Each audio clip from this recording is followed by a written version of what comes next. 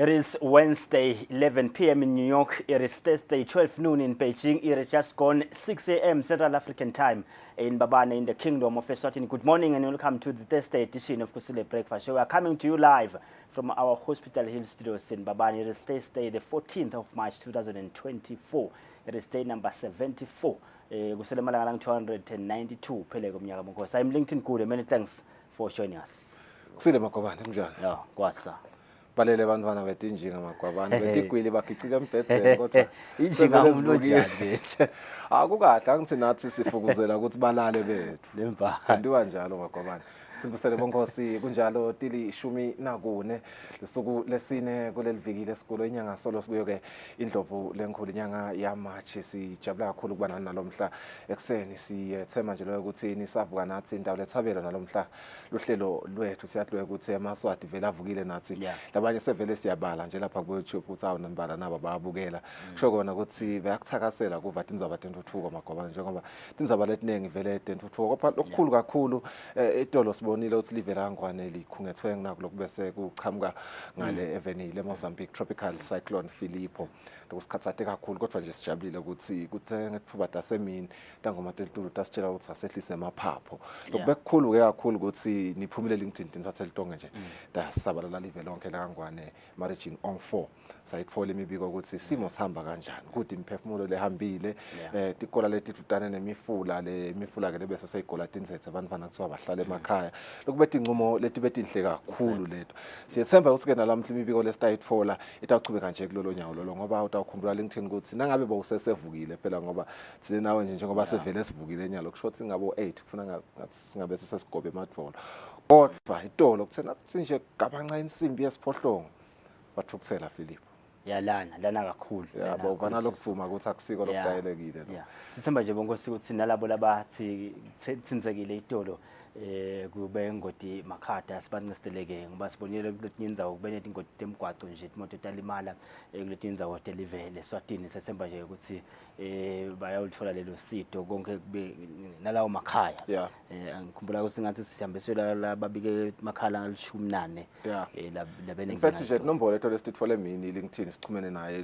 lo ngumchumanisi ulibandla lekuphunga tehlakalo nesive wandile mavusa lesitawuchumana naye nalomhla ekseni phela njengoba sivetala ukuthi itolo ebusuku libe sephinza kuyathukuthela Philip ukuthi engabe kulomonakalo lo kukhona imvelo kube sekuyonakala sithemba ukuthi kube bede sithandazela nje umbiko lo kanjalo sitachumana naye siyafuna ke nekuchumana naye boy motha lo sangoma selitula kuthenini njengoba phela bese liyasimangalisa ebusuku besithemba ukuthi ngathi sekwendlulile bathi sekubuyelele Indian Ocean engabe lamuhla kufuna ukuthi sikhululeke kangakanani konke lokho sitaqoqisa lomhla ekseni kodwa nje sisaqoqisa leyo ndzaba leyo lenye lesitayixoxisa sitawuhlala naye communications manager lapha ka ebandleni lemlawulo tekuchumana iScom bisiwe vilane liviki lelikhulu leli libitwa ke consumer affairs libitwa nge world consumer rights I beg your pardon dabe just chazela kabantu ukuthi kusho ukuthini lokho kuleli viki leli emalungelo ema-consumer engabe vele ngilathini kufuna uwadi nawe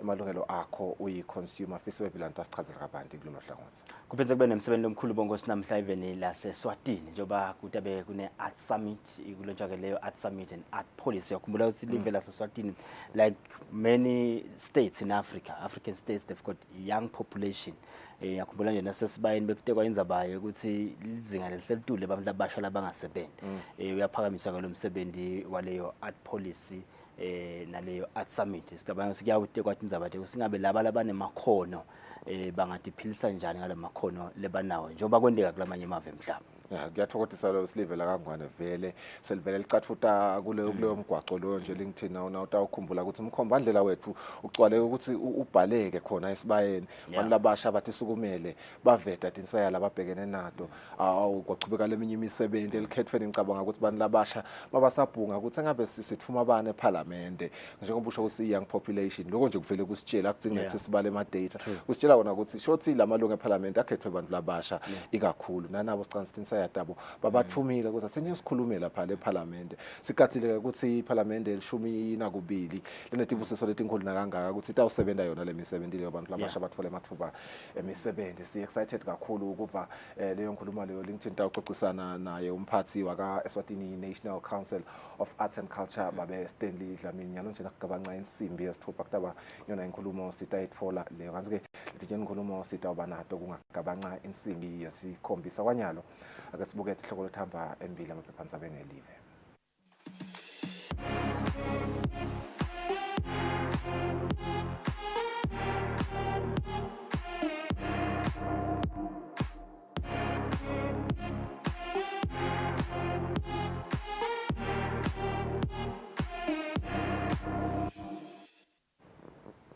Nasibuka ke letho lethamba phambili kuyo i-Times of Eswatini langeni lalomhlabongo se drama is armed guards deployed at textile factory.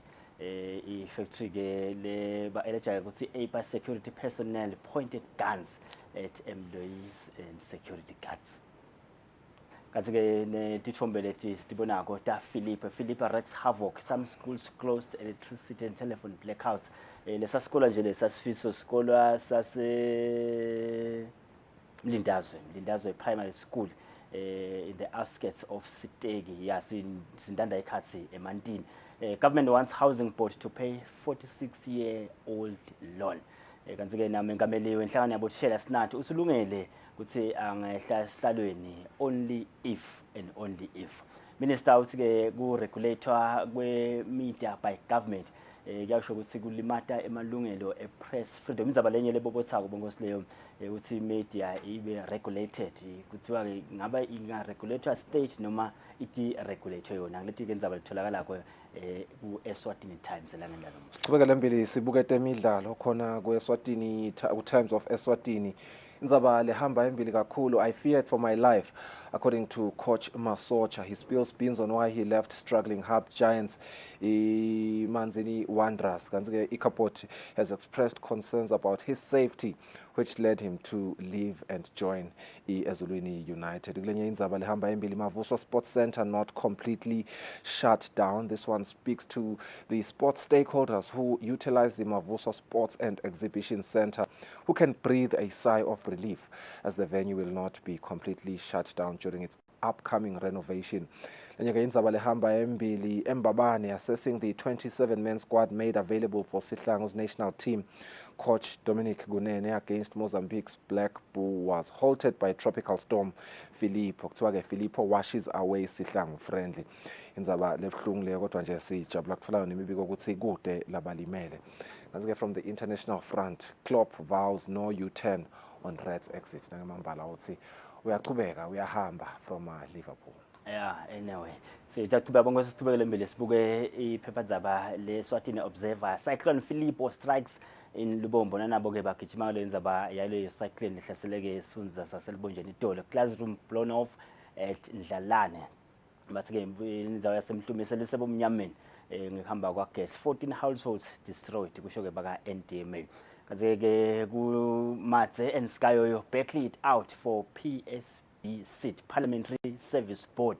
Sakhumula sileli libandla libuka ke kusebenza kwayo ke iParliament kuthiwa ke Skayo Magongo na former minister Matse bafuna ke kuba lilunga la leyo Parliamentary Service Board. Lithi uthi minister wetemfundo utawudila nabo bothishela inhloko basetikolweni kunendzaba yema deposits indzaba nebaka DPM bachubeka bayacela abantwana basibhalise kakhulu nebatali LinkedIn start indzaba vele letawusita kakhulu njengoba sathi ukuthi the biggest mandate ka DPM office ukuthi umvana abe nenhlala kahle. Sichubekele sibuke temidlalo ke-Eswatini Observer story lesihamba embili. Fans fury as EFA risking with players' lives. Indzaba lena lekhulumisa just a number of fans who feel the Eswatini Football Association should not have taken the players to Mozambique for a friendly match as there were prior warnings about Tropical Storm Filippo. Tropical Storm Filippo has indeed halted Sihlangu friendly in Mozambique. It never rains, but it pours for Sihlangu Semnigati. Kwamagogo race is back. The Masilela family has announced the return of Kwamagogo Legacy Walk Run after a year-long hiatus. So again, it's going to be the 13th edition, which will be held on August 10. Kanzi-ke ya nguleto nje siyastephethe lapho lihloko lethamba embili lomuhla letiningi send out itfole emaphepheni ngekhathi nanivula emapage kodwa nje nguleto letigijima embili sitawubahlulela emakethe kwenza bade Eswati lapha ekhaya ngasibuya.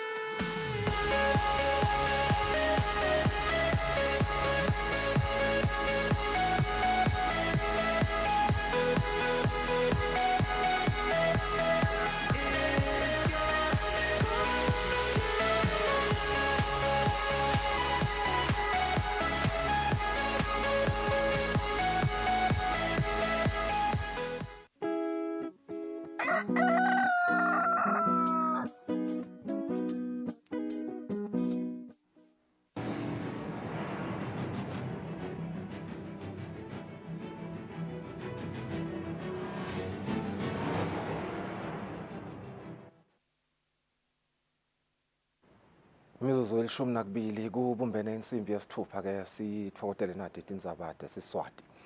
Ngekusho kwamabhalane welihhovisi leliphini ilandvunankulu Melusi Masuku, manyenti-ke emaswati lakhombisa inshisekelo yekubhalisela lolusito kungako-ke sekutawuvalwa ngemsombuluko evikini lelitako. Abafundi lebe bangakakhoni ukubhalisela lusito labalidingako ikakhulu lelo leliphathelene nekubhadalelwa sibambiso etikolweni kusukela ka-Form 1 kuya ka-Form 5 sebatawukhona kubhalisa ikakhulu labo lababhadalelwa nguhulumende. Ngekusho kwamabhalane lomkhulu ehhovisini leliphini ilandvunankulu Melusi Masuku, sikhathi sekubhalisa seseluliwe. Ngekubuka simo njengoba nje nonke nibona even ukuthi naku netimvula titsebhebhenene liyana nje kakhulu labanye abadala bakhona ukuhamba. Sili ihhovisi leliphini ilandvunankulu sesiboneke ukuthi asiliqhubele embili lohlelo. Sesitawugcina ngemsombuluko lotako sitowukhona lokuthi sivumele wonke nalo semsebentini akhone kuya lapho kufanele khona ukuthi bawuthola lusito khona bese ke sebayeta kithi batowubhalisa labo bantwana labadinga lusito lwethu. I-mandate yethu kubuka lolu hlelo lwe-OVC. Kodwa ke siyeva lokuthi le nhlupheko vele yinengi yanzile even but ke kwanyalo vele ifocus yethu ngilaba ma-OVCs lesibasitako. Ngekuba ke banengi nabo siyethemba ukuthi mhlawumbe le office noma ke litiko letemfundo litasibambisa ekuthenini sikhone phela ukukhulumisa bothishela enhloko kuto tonke letikolo la kufundza khona labantwana ukuthi bakhone noma ke bavunyelwe ukuthi baye esikolweni.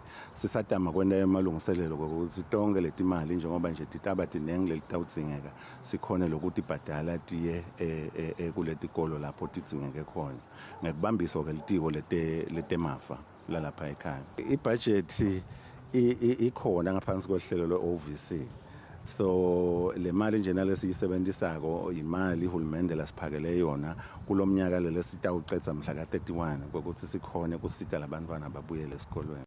Labafundi babheke ukuthi babhalise imali ledzingekako, i-deposit, sifundza kanye nesikolo labakuso. Lolu bhaliso liqhubeka emahhovisini etenhlalakahle even lonke. Etindzabeni kubika Sondomlangeni eMbabane. Tikolwa letiningi esifundeni saselibonjeni atikachubeki nekufundza kulandzela ukuthi titfole masaphatelo azamcolo Tropical Philippo kunembiko.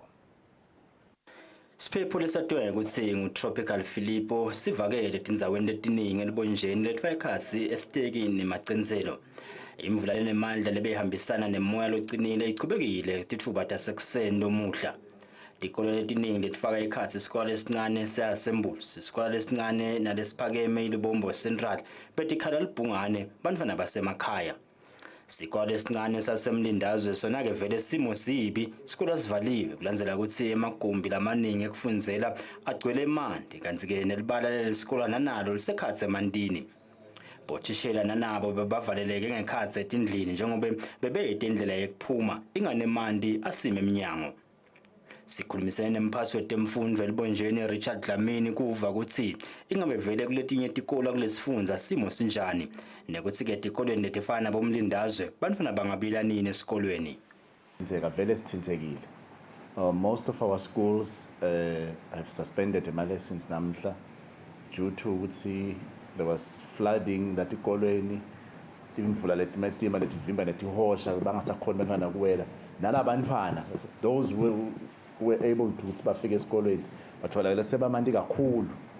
Mina nje nginemshana lapha eNazarene Stay ikuseni ngimthethe ngemoto ngawufika ngabakhanza bamanti bamangalisa abantwana.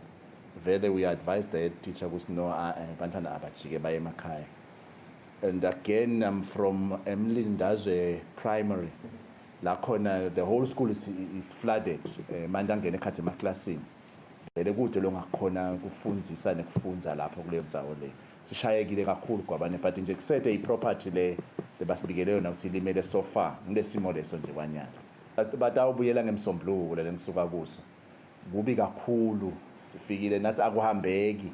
Lamanti vele angena lamaklasini madamu nje yonke lendzawo. So asiqali lokwenteka lokho sake senteka 2 years ago wefika micro project wetama leyo midama but I think ayikafiki lapho but nanyalo simshayele uyeta to monitor and see ukuthi engabe singende kanjani ukuze lesikole sethu by next week Monday at least sibuyele endzaweni yaso bese kufunda. Kuleminye imigwaco emanti ahamba ngetulo kanti-ke kuthi-ke lo moya bona amandla langakanani ubona ngetihlahla letilele phansi ukuthi bewususa konke lokuma endleleni yawo. Nasihlanganisa lo mbiko bekuseyide imibiko yekulimala kwempahla lokufaka ekhatsi kuphephuka kwemathayela kuletinye tindzawo. Umbiko uhlanganiswe ngu-LinkedIn Gule ngisesiteki. Zamcolo Philippo uti phatamsile tifundvo etikolweni letisemaphandleni esifundzeni seseshiselweni njengoba ke bafundzi bajikisiwe babuyela emakhaya ngenhloso yekubaphephisa kanti-ke etikolweni letisemadolobheni tifundvo tichubeke tabangileti kahle. Akukabi nalokungako lesibona kube lilanga nje leli cishe lifanane nalamanye amalanga abantwana bebakhona othishela bebakhona sichubeke njengamalanga onke lapha kithi esikolweni. Litulu belingabonakali kumlelo lelingasibangela ingoti so beside kwesaba kangako sichubekile nje sabona ukuthi nangabe liyachubeka litulu kuba batawuvela kuthatha abantwana. Tangoma telitulu tithi live leSwatini asale lingasaphaphuleki ngazamcolo Philippo njengoba ke sekalifulathele livela kuleli sikhulumisene nesangoma selitulu Victor Boy Motha lophindze waveta ukuthi sifundza saselibonjeni ngathi ngiso lesihambe embili ngekuthola imvula lengetulu kwa 200 mm. Stegi sithole ngetulu kwa 200 mm lokusho ukuthi vele ngalokuthi besinake ukuthi umkhathini wa 50 na 100 shothi kube ngiko nasinaka ukuthi ekalanga lapha ephasi ithole 152 bese kuthi ingalashana yathola 139 iBig Bend ihambe yaya ku 76 mm soko waya ku 52 umthonganeni waya ku 41 iHighveld yaya ku 38 iMadla ngempisi yaya ku 36 bomathapha ke baya ku 34 bo Peak baya ku 31 imbabane iye ku 31 yona kanti mathapha iye ku 34 lokungenani inhlangano iye ku 11.5 ngoba bese ithe kukhwesha ephikweni inhlangano nasibuka ke boma yi1 nakhona bo 34 mm lokusho ukuthi nawunaka letinombolo tinkulu nawuya eMpumalanga tiya kwehla noya eNtshonalanga. Lethombe lesibona konyalo lithi vele unyamalele awuna uphinze ubuye. Sifundza saselibonjeni ngisole siphatamiseke kakhulu ngemalayini agesi ngenxa yazamcolo Philippo loku-ke kuvakele ngalokhulumela inkampani yemagesi kuleli khaya amavuso lovete ukuthi batfole imibiko lengu-130 likhulu-ke nemashumi lamathathu ngekuphatamiseka kwagesi kulesifundza. Kusa kwalamuhla sinema-faults angu-130 lebesekabikiwe ikakhulu lathinza tindzawo lefana nabo-Stegi nabo-Mhlume. Siboneke ukuthi bekunemoya lomkhulu naleti mvula lebetikhona leti phadamiseke part of ema-transformers ethu nemalayini. Sine-challenge kuletinye tindzawo ukuthi asikhoni kufinyelela kona ngenxa yokuthi imvula igcwele asikhoni kufinyelela ngisho kodwa sisazama letinye taba tekuthi amakhasimende lawo lakhona kuleyo ndzawo leyo sitfole lenye indlela sitawufinyelela kuwo. Kukhutsata nje amakhasimende ukuthi labo labasangakabiki abasibikele sitokhona kufinyelela nakubo nekucela-ke ukuthi nangabe kukhona la kunema-damages khona noma kunetinzambo tagesi leti phansi bangatitsinzi babikele basemagesini noma emaphoyisa latutana. Lisekela lakhomishana wetinhlangano tekonga nekwebolekisa etiko letemabhizinisi Bongani Maziya utsile ucwaningo lwekubuka kutsi lingasungulwa njani libhange laletinhlangano lutawucala eminyakeni lotako. Kanti-ke Maziya ukuvete loku uma achaza kutsi kusungulwa kwaleli bhange kuhamba kanjani. Indzaba ye-cooperative bank, I think utsite nakacala e-office nje commissioner minister wavele wamnika le mandate yokuthi akabuke lokuthi le cooperative bank iya-establisheka kahle. Sisetawacala-ke ema-processes ekuyenda sawukhumbula lokuthi sinanatihlobo lethu taka-DGRV letisepitoli office labo. Bafisile-ke kulivula le-office la e-Even such that batasilethela consultant early 2025, that is next year. Lo consultant lo munye umsebenzi wakhe ukuthi atobuka atowenda study sekuthi ngabe vele la kangwane thina nasivula le cooperative bank ngabe singayistructureisha kanjani vele. Sithemba ke ukuthi ngiso leso study leso lesitaba i-guide kithi, but nje liphupho vele le kufuna ligcine lendekile masinyane kungakahambi iminyaka lethile sibe sesinayo i-cooperative bank Eswatini. Sihlalo wenhlangano yetinkampani tahulumende letitimele i-Eswatini Public Enterprises Association Dumisani Msibi uthulumende usabuka kutsi angalakha yini libandla lelitawubuka kutsi tinkampani tahulumende tingahlanganiswa kanjani pheceleti i-secretariat. Msibi abekhuluma ngesikhathi yachaza kutsi balibandla yini labayendako kuqinisekisa kutsi letinkampani tiyahlanganiswa njengekuncoma-ke kwelibhange lamhlaba i-World Bank eminyakeni lophelile. Sihlalo we-Eswatini Public Enterprises Association uthi kute letinhlangano tisebente kahle kunemitsetfo leminingi lefanele ilungiswe kute ite uhambelana nendlela lensha letitawusebenta ngayo. When you talk about merging state-owned enterprises, you must first appreciate that these are creatures of statutes. And therefore you don't just wake up and say, you are now merged, you are one institution. It's a process. You have to draft the new bills and new laws and then repeal the old laws, which then create the merged and new institutions as proposed. For that process, it has to go through a lengthy process. The Attorney General's office, Parliament, assent to the new law by the right authorities. And therefore, when we reflect, we do realize that maybe we should be honest with ourselves. The timeline, we were too ambitious as stakeholders. Our understanding is that we are now at a stage whereby the Minister of Finance is looking at establishing a secretariat that will run with this project. Realizing the magnitude of the project at hand. And that is when then the process of drafting the relevant legislations and then taking them through the necessary processes so that this takes effect.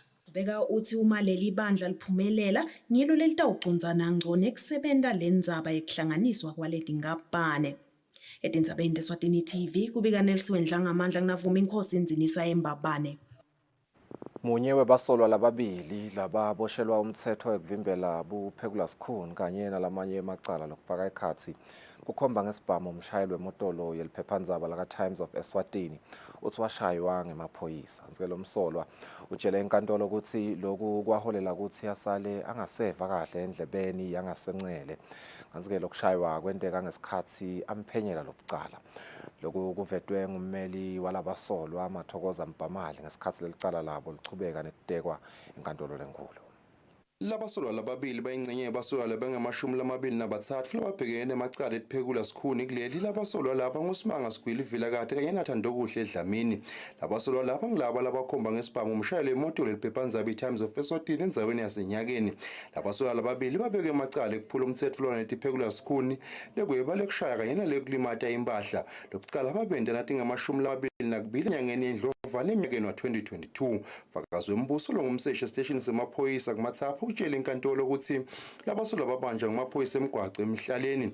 Uthi amaphoyisa emgwaqo amtshela ukuthi labasolwa behla emotweni ehlobo le-VW Golf wasumshayeli wayo washaya imoto wahamba. Lo mseshi uthi lamaphoyisa emgwaqo amtshela ukuthi emotweni lebegibelwe ngilabasolwa bekunesibhamu selihlobo le-refuli esitulweni sangemuva.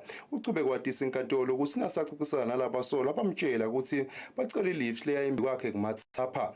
Uthi bamtshela ukuthi bebakade bangamadli umshayeli futhi kona nabo bebangadani. Lo mseshi uthi kwamsolisa lokhu njengaloku labaphendvula lembuto bekababuta yona bebakhomba ngabada.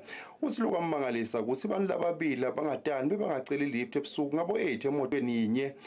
Bese nabakhanza lesibhamu bashinge futhi bangahlabi inyanza leyo nasibamiswa amaphoyisa.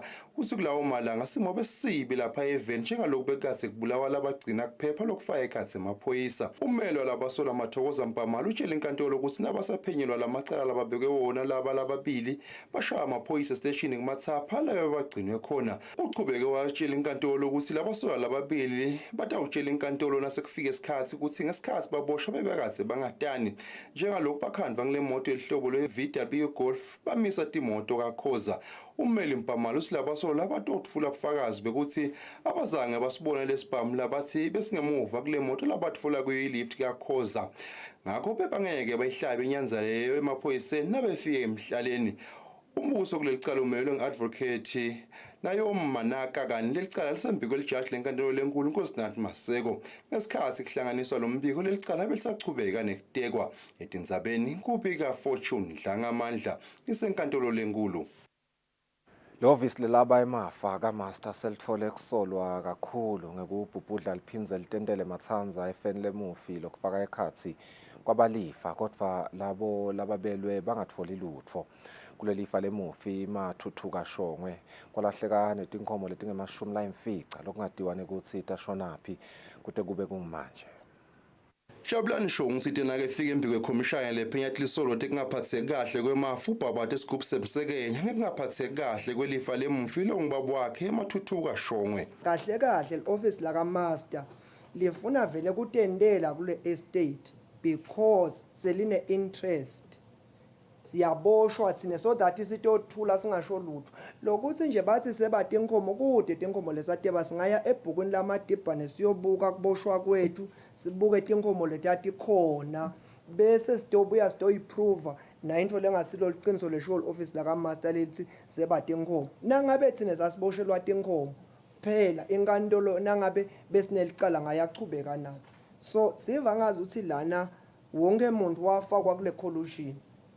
Agrippa nje labekade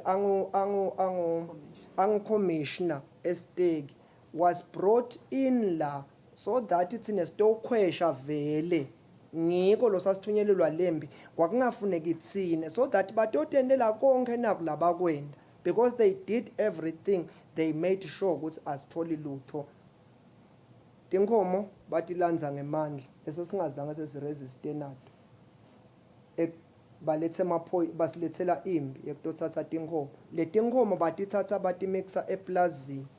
Ili office laka Master layicikela phansi estate ngiyeva nje ukuthi libhale ngathi ukuthi kunetinkomo lesasithola kude tinkomo lesatithola. And to add into that inkomo ya 650 ya 630 by the time yayikhona yini What was the need ukuthi ditsengiswe tona letingoma? What was the need to sell the farm? The intention la kahle kahle kwakuthi master bekafuna lelifa hle. So he was paving a way ukuthi angalithola njani. Wanela kubona ukuthi bayehluleka kulithola ngalendlela le. Wase ulanza Masina imposa Masina, and Masina wafike wenda vele lele bekufunwa i-office la ka master kutsengisa tinvo for no reason kunjengalo kwendeka nje. Lisekela la kaMaster emahhovisini kaMaster Lindiwe lamagagula uthi sisebenza lelo hhovisi lebesibuye kwabiwa kwalelifa lemumfise sashona uchubeka uchaza ngalokwentiwa ngileli hhovisi ukucedzisa kwaba lelifa. As the office la kaMaster, we are willing to revisit some of the things that disitakhona ukuthi tivakasheleke ikakhulu ngibona lokuthi le mali iyadistributeka. Sihlalo wekhomishani lephenya kungaphatheki kahle kwemafa ehhovisini la kaMaster Majahe Ngaba Dlamini uveta kungatfokoti kwakhe ngendlela leliphethwe ngayo lelifa. Labanye kwathiwa sibo bomake. Abantu angenekwadi ukuthi kusithiwa basibo bomake. Bacabanga ukuthi bona sebobomake bala ekhaya. Nalabantwana so bantwana bonke ba legitimate. Muleyo lenkinga lekhona ukuthi into mhlaba phumelanga kahle ebaleni. Kwadeke ukuthi lokho nalokho kube transparent ngale ndlela in terms ukuthi kwendekani bani ume kuphi sigaba sakhe sithini yonke leto njena leto timgcoka nakudilishwa ikakhulu nelifa labanye ba.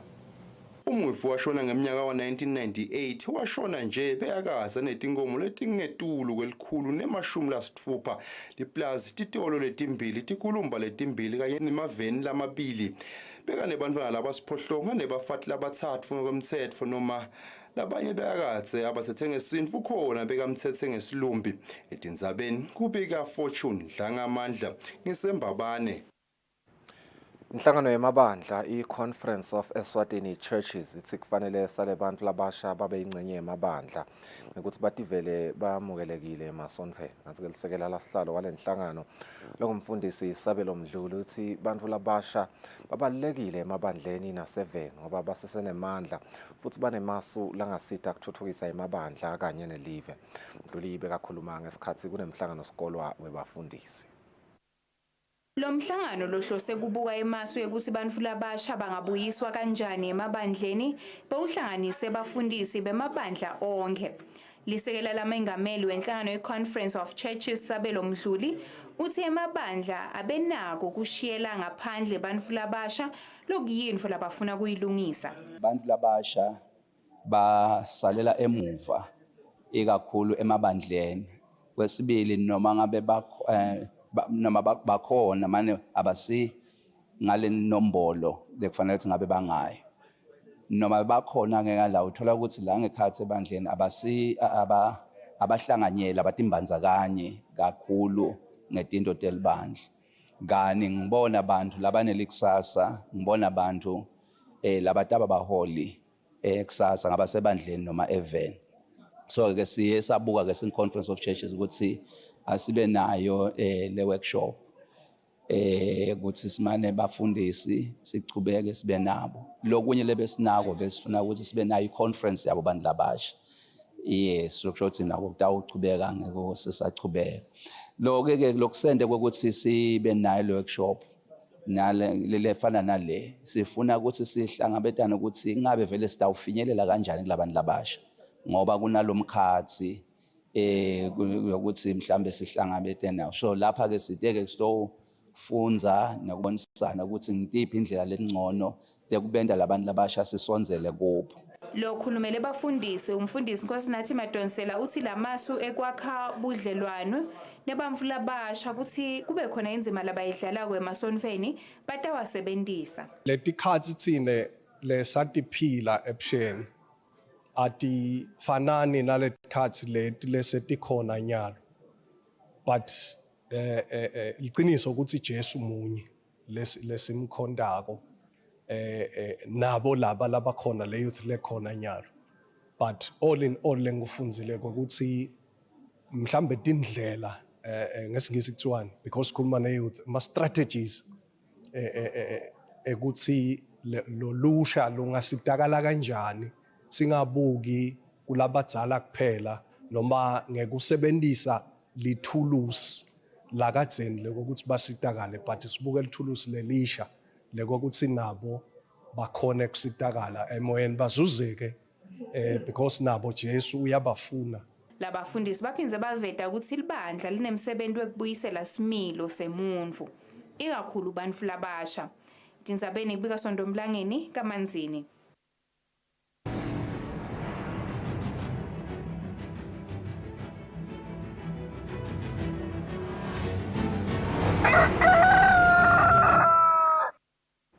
Kutemidlalo usukunyiswe ngalokusemthethweni umqhudelwano walonyaka kwamagogo wemidlalo wematubane lekubhekeke ukuthi ubanjwe mhla ka-10 enyangeni yeNgci kulomnyaka losedule ebholeni lakaManzini.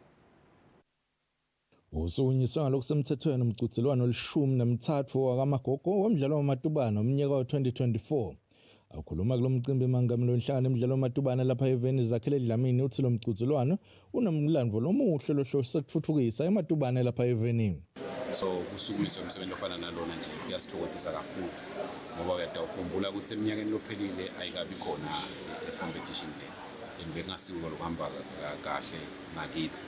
So nasiva ukuthi iyabuya iyasukuma this year kuyasithokozisa kakhulu sengaba nje ukhuthata eMaswati ukuthi vele nasekuvuliwe ukuthi register asukume vele aregister and ahambe ayokompita lapho. Elias Masilela lo ingcenye basunguli balomqhudelwano uvete umlandvo lomuhle walomqhudelwano.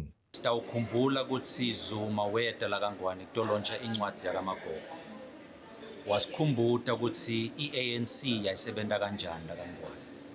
Nekuthi beyibambisene kanjani nenkosi Sobhuza. So le race le iyakhelwe ukuthi isikhumbude i-importance yelidolobha lakaManzini kukhululeka kweSouth Africa. ISouth Africa mhlambe ngaba ayikakhululeki namhlanje kuleli dolobha lakaManzini belingekho. Noma mhlambe ngabe beyikhululekile beyingeke ukukhululeke ngalendlela ikhululeke ngayo ngalesikhathi leyakhululeka ngayo. Idolobha lakaManzini is characterized as the hub of liberation process yeSouth Africa. So yonke indvu beyendeka eSouth Africa beyiplanwa la kaManzini ihambe yowendelwe eSouth Africa babuye baselebrate la kakhulu. Ngiko nje boDikok bebadlalela khona la kaManzini. Kwashona abantu abaningi. So lesikwendako ngale race siyenda ukuthi igijima around lidolobha ngesilungu sithi it encircles Manzini to remind bonke abantu abagijimako nebantu abalandzela lo mjaho ukuthi iManzini was very instrumental beyimcoka ku-liberation yeSouth Africa. Lo mqhudelwano unetigaba letimbili lokuyi-21 kilometers kanye ne-10 kilometers kubhalisa kucala mhla ka-31 kule nyanga lesetulu kuphela mhla ka-2 ngenyanga yeNgci. Lobikela umsakathi Eswatini TV kutemidlalo ngilinda Dlamini kanti umbiko uhlanganisa uFabrice Msonera eMbabane.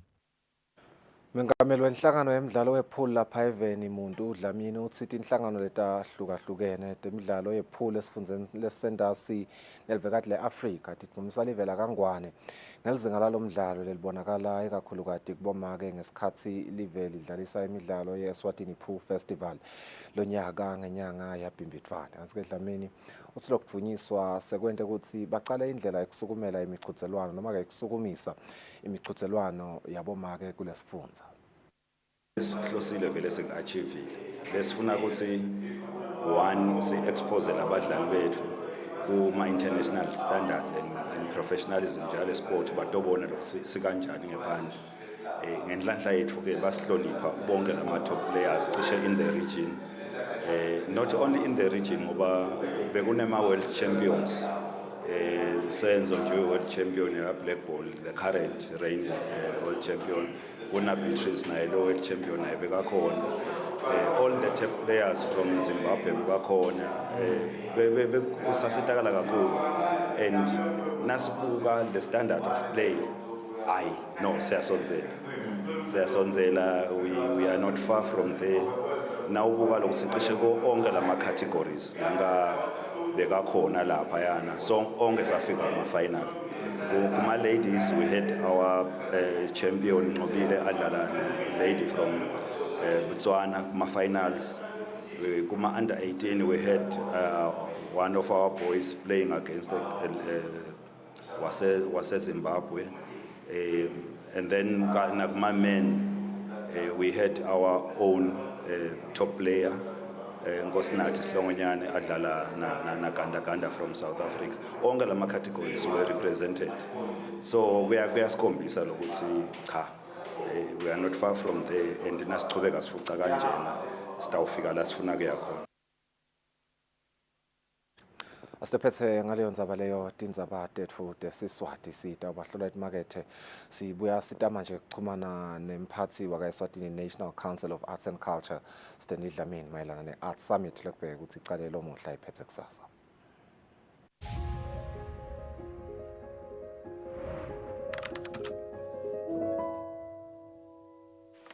If you have recovered from COVID but still have some symptoms, could that be long COVID? How long do these symptoms last? Is there treatment available? Here to talk about long COVID today is Dr. Jamie Rylance. Welcome, Jamie.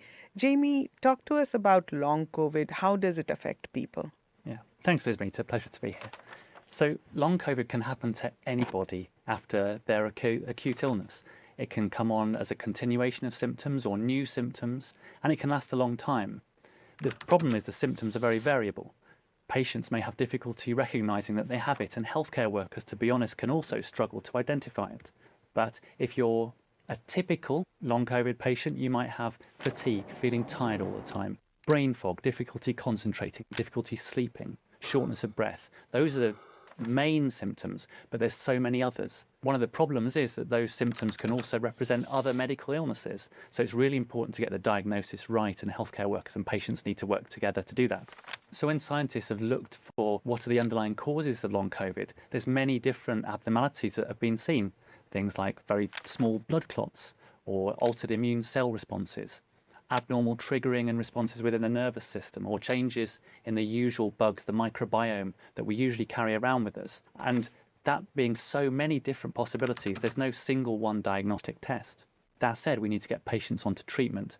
We focus on the things that are bothering them, the symptoms, and making sure their function comes back to normal. Jamie, do people experience long COVID differently? Are symptoms different, and why? Well, the obvious thing is no two people are the same, and it can be very different. That said, we do know some things that might predict whether you're more at risk of having long COVID or for how long the symptoms might last for. Jamie, talk to us about vaccination. So vaccination does help. It protects you against severe COVID disease, and it protects you against long COVID. At the other end of the spectrum, people who've had particularly severe disease are more likely to have long COVID, and the symptoms are likely to last longer. And that's people who have been admitted to hospital, or particularly to the intensive care unit. But we know that the health of people before COVID is really important as well. So long-standing or pre-existing health problems, respiratory disease, mental health problems, but many others can increase the risk that you suffer long COVID. And therefore, it's really important to try and keep and maintain a healthy lifestyle as much as possible. So we know that long COVID is a global problem. It can occur to anyone, anywhere in the world. What we need is for primary healthcare professionals to be able to recognise, assess and treat patients with long COVID. And the way people access their healthcare will vary around the world. Sometimes there may be specialty services for COVID, sometimes there may be specialist doctors, but very frequently, and particularly where resources are limited, there are not. And so it's really important that we empower primary healthcare providers to give patient-centred care close to home. And that's what we're doing at WHO, making guidance to help healthcare workers deliver high-quality care and educational materials to support them to do so. So, Jamie, how long do the symptoms last? And even though we don't have a pill per se, how can we help people who are suffering from long COVID?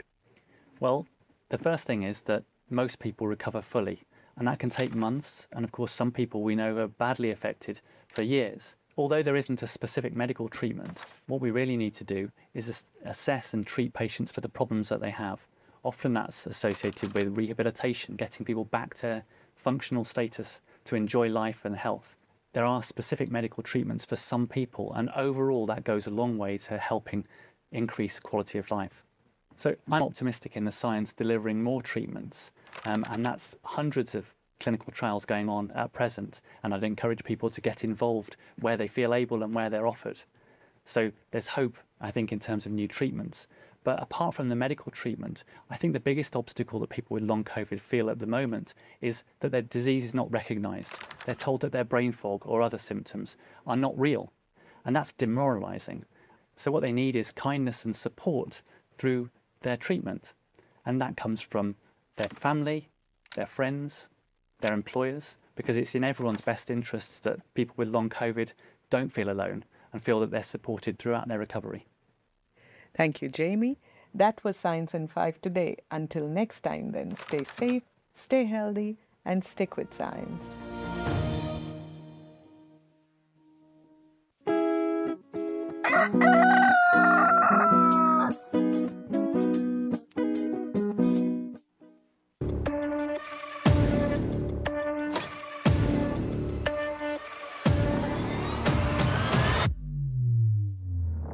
Ujala masaba mahle kunathi lesa. Sabatandi ukuthi njengalokho sivile sive sitikhulumeni.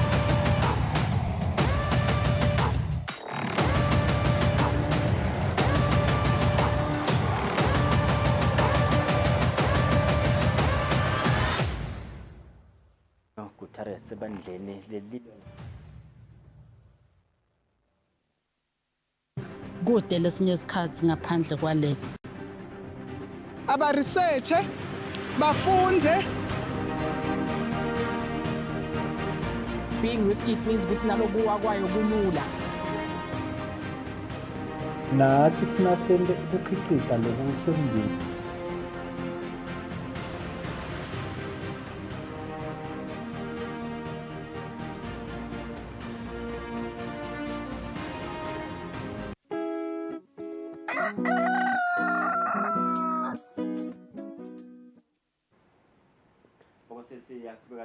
namhla ekuseni asenza kulo nomsakazo wakho ngomsakazo wetithombe Eswatini TV.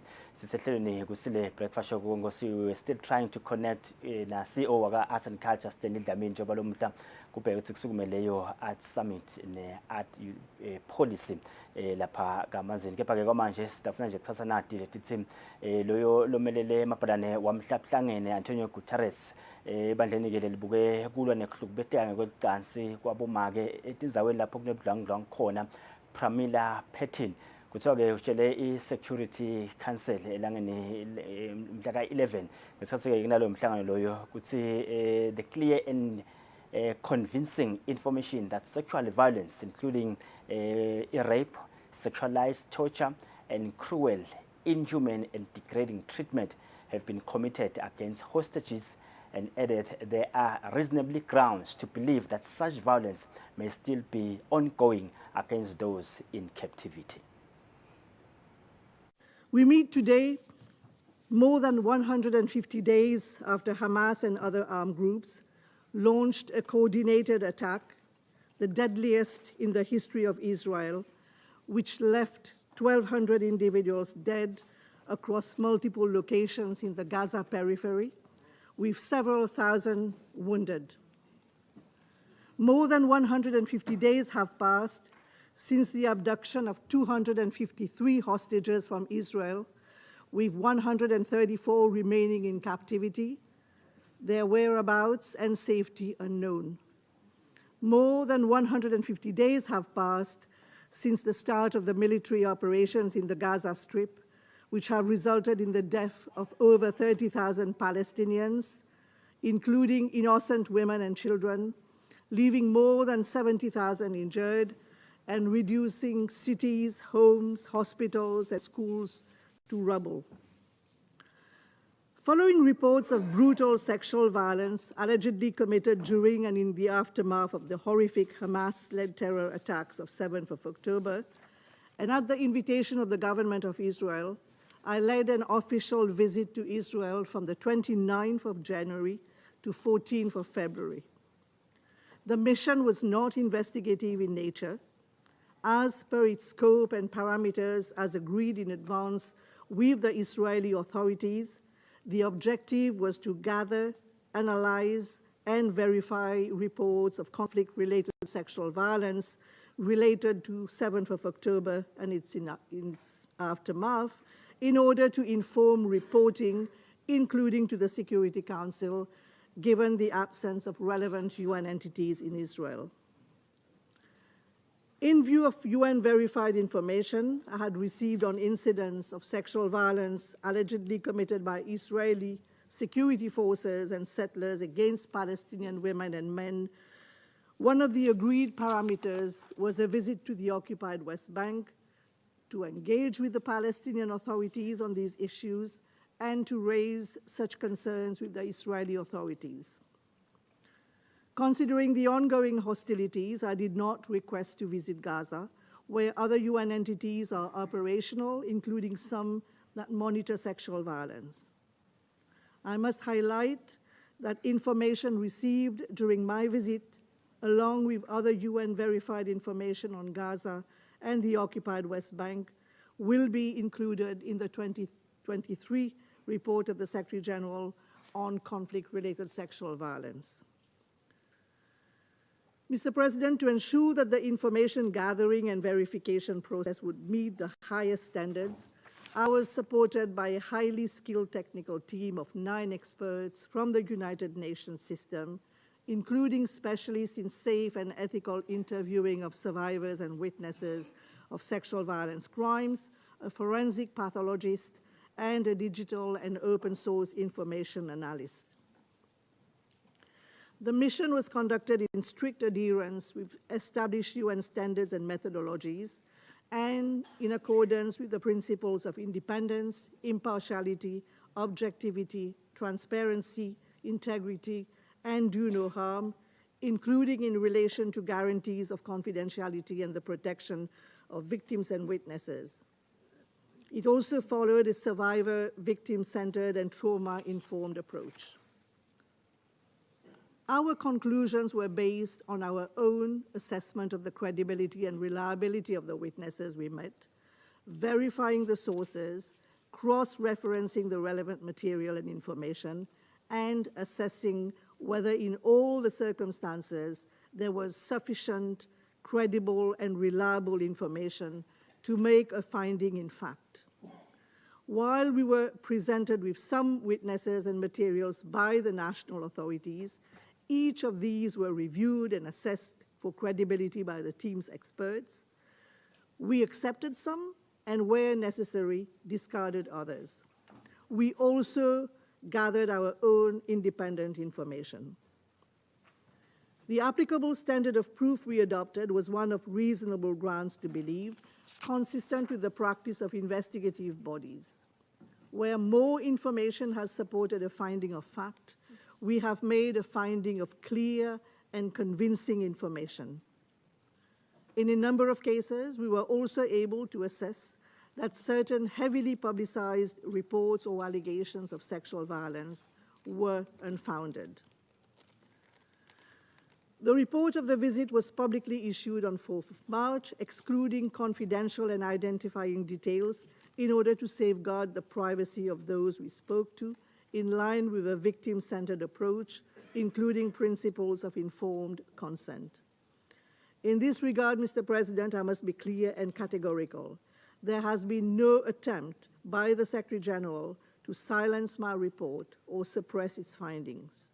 On the contrary, I received his full support politically, logistically, and financially, and he also gave clear instructions for the public release of my report and its immediate transmission to the Security Council. The mission team conducted meetings with a range of Israeli national institutions, including relevant line ministries. We met with families and relatives of hostages held in captivity and members of communities displaced from several kibbutzim, as well as representatives from Israeli civil society organizations and academia. We conducted confidential interviews with 34 individuals, including survivors and witnesses of the 7th of October attacks, released hostages, first responders, health and service providers. We visited 4 sites of the attacks, as well as the morgue to which the bodies of victims were transferred. We reviewed over 5,000 photographic images and some 50 hours of footage of the attacks, provided partly by state agencies, but also by confidential, independent, and online open sources. Although we met with some witnesses, despite our proactive outreach and efforts, we did not meet with any survivors of sexual violence from the 7th of October attacks itself. Though most appear to have been killed, we have credible information that a handful of survivors are alive and currently receiving treatment for severe trauma. And Mr. President, from experience, I know how long it can take for survivors to speak out. They must be given the chance to come forward on their own terms and in their own term. Excellencies, what I witnessed in Israel were scenes of unspeakable violence perpetrated with shocking brutality, resulting in intense human suffering.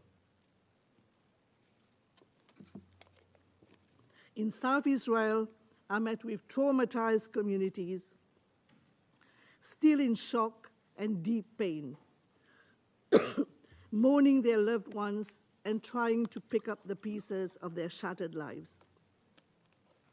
The families and relatives of hostages are enduring a nightmare.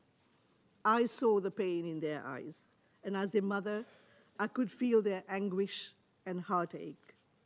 I want to pause here, Mr. President, and invite you and all council members for just a few seconds to try and put yourself in the shoes of those families of hostages torn between hope and despair. Mr. President, many of them are here in this council chamber, seeking a glimpse of hope from this august body. 156 days have passed since the abduction of their loved ones, with no less than 16 women among the hostages. What do we tell them? Hostage taking is strictly prohibited under international humanitarian law. Mr. President, information gathered threw light on the indiscriminate and coordinated attacks by Hamas and other armed groups against multiple military and civilian targets, aimed to kill, to inflict suffering, and abduct the maximum number possible of men, women, and children, soldiers and civilians alike, in the minimum possible amount of time. It was a catalogue of the most extreme and inhumane forms of killing, torture, and other horrors. People shot, often in the head and at close range. Families burnt alive in their homes as they tried to hide in their safe rooms. Gunned down or killed by grenades in bomb shelters where they sought refuge. Partygoers hunted down at the Nova Music Festival site, as well as in the fields and roads adjacent to the festival ground. Other violations included sexual violence, abduction of hostages and corpses, the public display of captives, both dead and alive, the mutilation of corpses, including decapitation and desecration of bodies, as well as the looting and destruction of civilian property. In terms of findings on sexual violence, we found clear and convincing information that sexual violence, including rape, sexualized torture, and cruel, inhuman, and degrading treatment have been committed against hostages, and we have reasonable grounds to believe that such violence may still be ongoing against those in captivity. I pause here and add, Mr. President, that this finding does not in any way legitimize further hostilities. In fact, it creates a moral imperative for a humanitarian ceasefire to end the unspeakable suffering imposed on Palestinian civilians in Gaza and bring about the immediate and unconditional release of all hostages. Continuation of hostilities can in no way protect them. It can only expose them to further risk of violence, including sexual violence. The Israeli hostages and the millions of civilians in Gaza share a common fate. For their common sake, there must be a humanitarian ceasefire now. With regard to the 7th of October attacks, we found that there are reasonable grounds to believe that conflict-related sexual violence, including rape and gang rape, occurred in at least 3 locations, namely the Nova Music Festival site and its surroundings, Road 232, and Kibbutz Reim. In most of these incidents, victims were first subjected to rape, then killed. In other locations, such as Kibbutz Kfar Aza, while circumstantial information may indicate the occurrence of sexual violence, reported incidents of rape could not be verified. In addition to these specific locations, Zamelele mapalana wamhlaphilangene Antonio Guterres akhuluma-ke ku-UN Security Council ngalokubuhlungu lokwenteka lapha eGaza kuhlukubeteka kwabomake. Sitabathola-ke Makethe Bongosi besasenza ba desibili talo mhla ekuseni.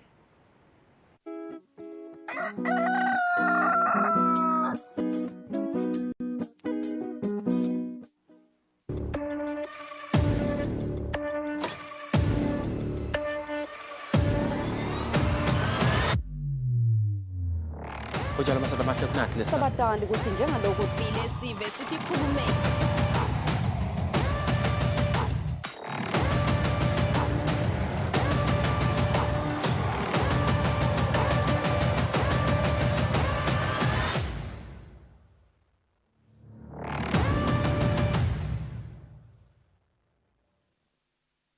Be sure to catch Business Watch every Wednesday between 2 p.m. to 3 p.m., where we feature the latest updates on business news, market trends, and exclusive interviews with industry leaders, as well as insights on emerging small and medium enterprises in the commercial sector.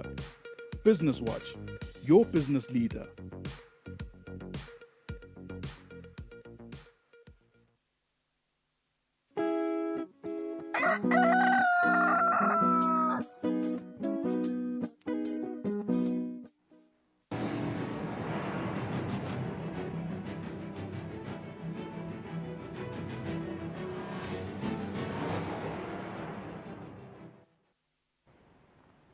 If you've just joined us, you're watching the Thursday edition of Kusile Breakfast Show. We are coming to you live from our Hospital Hill studios in Mbabane. This is now the second hour of the show. Pupils facing registration issues will have relief as the Principal Secretary in the Deputy Prime Minister's office, Melusi Dlamini, has announced a postponement. The registration date initially set for Wednesday has been rescheduled to next Monday. Masuku says this decision comes in response to overwhelming demand and adverse weather conditions. In response to the overwhelming demand and adverse weather conditions, the Deputy Prime Minister's office has made the decision to postpone the registration exercise for the OVC program. The Principal Secretary in the Deputy Prime Minister's office, Melusi Masuku, announced that the registration originally scheduled to take place on Wednesday will now continue till Monday next week. Ngekubuka simo njengoba nje nonke nibona even ukuthi naku netimvula titsebhebhenene liyana nje kakhulu labanye abadala bakhona kuhamba sili obviously leliphina lendvunankulu sesiboneke ukuthi asiliqhubele embili lohlelo sesitawugcina ngemsombuluko lotako sitokhona lokho ukuthi sivumele wonke nalo sem17 akhone kuya lapho kufanele khona ukuthi bawuthola lisito khona bese ke sebayeta kithi batobhalisa labo bantwana labadzinga lisito lwethu. Masuku elaborated on the reasons behind the postponement, citing the substantial number of people registering for the program and the challenging weather conditions as factors influencing the decision. Despite these challenges, Masuku assured the public that the office has allocated a budget specifically for the OVC program, indicating the government's commitment to supporting vulnerable children. As part of the registration process, pupils are expected to provide details such as the amount of the deposit required, their region, school, and grade. For Eswatini TV News, Sondomlangeni, Ezulwini. Lessons were suspended in a majority of schools in the Lubombo region due to the effects of Tropical Filippo, who made a landfall in Mozambique. The effects of Tropical Storm Filippo were felt by some residents at Sitegi and surrounding areas. Heavy rains that were accompanied by strong winds continued in the early hours of this morning.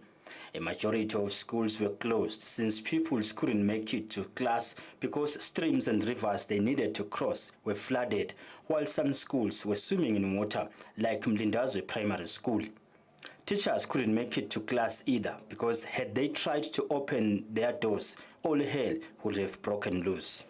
We spoke to the Regional Education Officer in the Lubombo region, Richard Dlamini, who explained how the education sector was affected by the storm.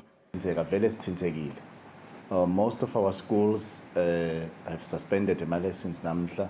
The situation is really bad in the region, especially when it comes to the education sector. A majority of the schools in the region were forced to turn back pupils because the environment was really not conducive for learning process. I even went to inspect the situation at Mlindazo Primary School, which is swimming in water. Even during Cyclone Fred, the same thing happened in this particular school. Engineers from microprojects came, and even now we have called them and they have promised to come and see what they can do. We believe that tomorrow classes will resume at some schools. However, at Mlindazo, I believe classes will resume on Monday, looking at the situation. In some places in the region, roads were also flooded. Looking at the trees that were uprooted by the winds, one gets a sense of how strong the winds were. By the time of compiling this report, we haven't had any structural damage due to the winds. For Eswatini TV News, I'm Lincoln Gule in Stegi. The tropical cyclone Filippo is reported to have left the kingdom. The meteorologist Victor Boymosa also said that the Lubombo region has received a lot of rainfall than other regions, which is about 200 millimeters of rain. As we speak right now, it looks dead and it's gone, so it's moving eastward. Now, if it's moving southeastward, so that ocean down there is actually extremely cold. So because for it to be sustained, it has to be slightly above 26.7 degrees in terms of temperatures, and then together with the pressure cells down there. The millimeters in terms of rainfall that we received across the country now, with highest being recorded over the eastern, which is now your Stegi recording slightly above or above 200 millimeters. And then Galanga at about 152, a Big Bend at about 76 there, and Sogo 52, Mtonganeni 41, Stobela I think 40 there, and then Matapa 34, and Salicha about 33, Pixpic 31. And you may notice that as we're moving away from the east, and then the figures are tending to drop. Speed was actually more over the eastern part of the country, and then subsided as one was moving towards the western part of the country. But again, now if you're looking at about 31 millimeters of Mbabane, surely the penetration was a bit higher, so it was somehow stronger now in terms of the feed. So, and then Matapa about 34 millimeters. It's quite substantial. But as confirmed, it's gone, it's into the ocean, it's cold down there. The Lubombo region is the most supported as an affected region in terms of electric faults due to the effects of the tropical cyclone Filippo. This was confirmed by EAC's Marketing and Corporate Communications Manager Kaya Mavuso, who said 130 electric faults were reported from the Lubombo region. We have recorded about 130 faults that are affecting mainly our customers from the Siteki and Mhlume areas. We haven't received extensive damages, but however, there are transformers that have been damaged, and that has disturbed power supply in some of the areas. We are encouraging customers that do not have power supply in those areas to continue to report to EEC so that we can attend to them. However, there may be extended delays in power restoration in some of the areas because of due to inaccessible roads. However, as a company, we are trying all possible means to reach out to those customers. We would like to appeal to our customers to continue reporting power outages and also be vigilant of fallen power lines and report them to EEC for safety purposes. The Ministry of Commerce, Industry and Trade will start conducting a study for the establishment of the Cooperatives Bank.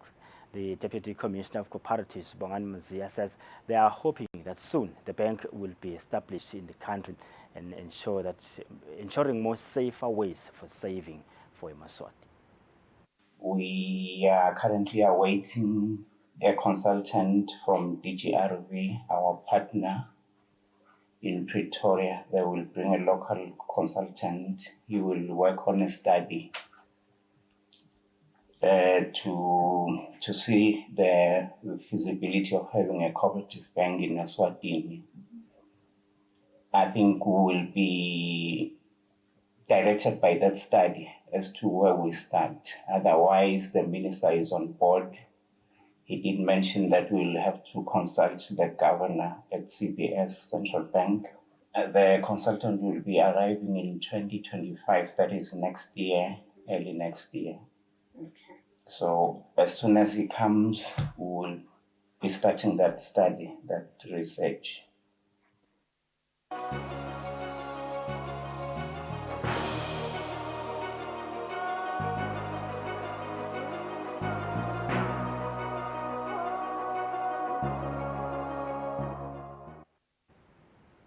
Now moving further afield, at least 3 people were killed in overnight Russian drone and bomb attacks in Ukraine's eastern and Donetsk regions. Local officials said, while Ukraine struck Russian oil refineries in a second day of heavy drone attacks across the border. Tuesday night saw civilians evacuated from this residential building in flames. This in the Ukrainian city of Sumy, as Russia and Ukraine exchanged strikes in their border regions for the second night in a row. It was midnight on the second night. I didn't understand what was happening. It just fell. There was a bang and this is what happened. I'm on the second floor of our flat. We have a small child. How we survived, I don't know.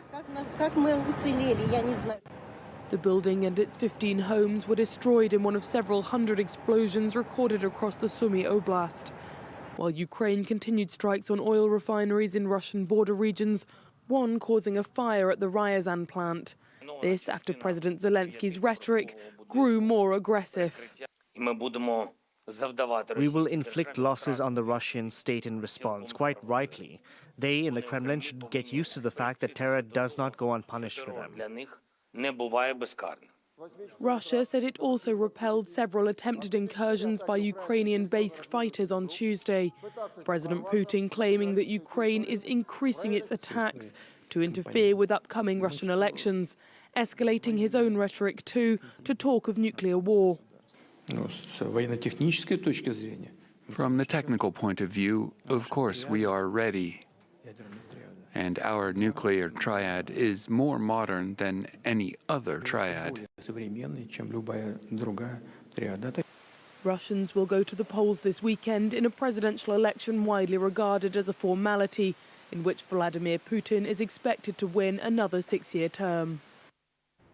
Leonid Volkov, a close ally of late Russian opposition leader Alexei Navalny, was assaulted outside his home in Vilnius on Tuesday, an incident that sparked an uproar from the Lithuanian government. Viewer discretion is advised on the following story. The home of Leonid Volkov, Lithuanian police search for evidence. According to his spokesperson, the Russian opposition figure was sprayed with tear gas and beaten with a hammer on Tuesday night. After being discharged from hospital, Volkov posted this video to Telegram, saying he would not give up his struggle against Russian President Vladimir Putin. Earlier, his wife posted these photos on X, showing the extent of his injuries. Volkov is one of Russia's most prominent opposition figures and worked closely with Alexei Navalny, who died in an Arctic prison less than a month ago. Hours before the alleged assault, Volkov gave an interview and spoke of the dangers for Navalny's team. Our work is full of very complicated challenges, of enormous pressure, of high individual risks for everyone in the leadership of the organization, because we know that Putin does not only kill people inside Russia, he also kills people outside Russia. The incident comes days before Russian elections that are set to extend Putin's rule.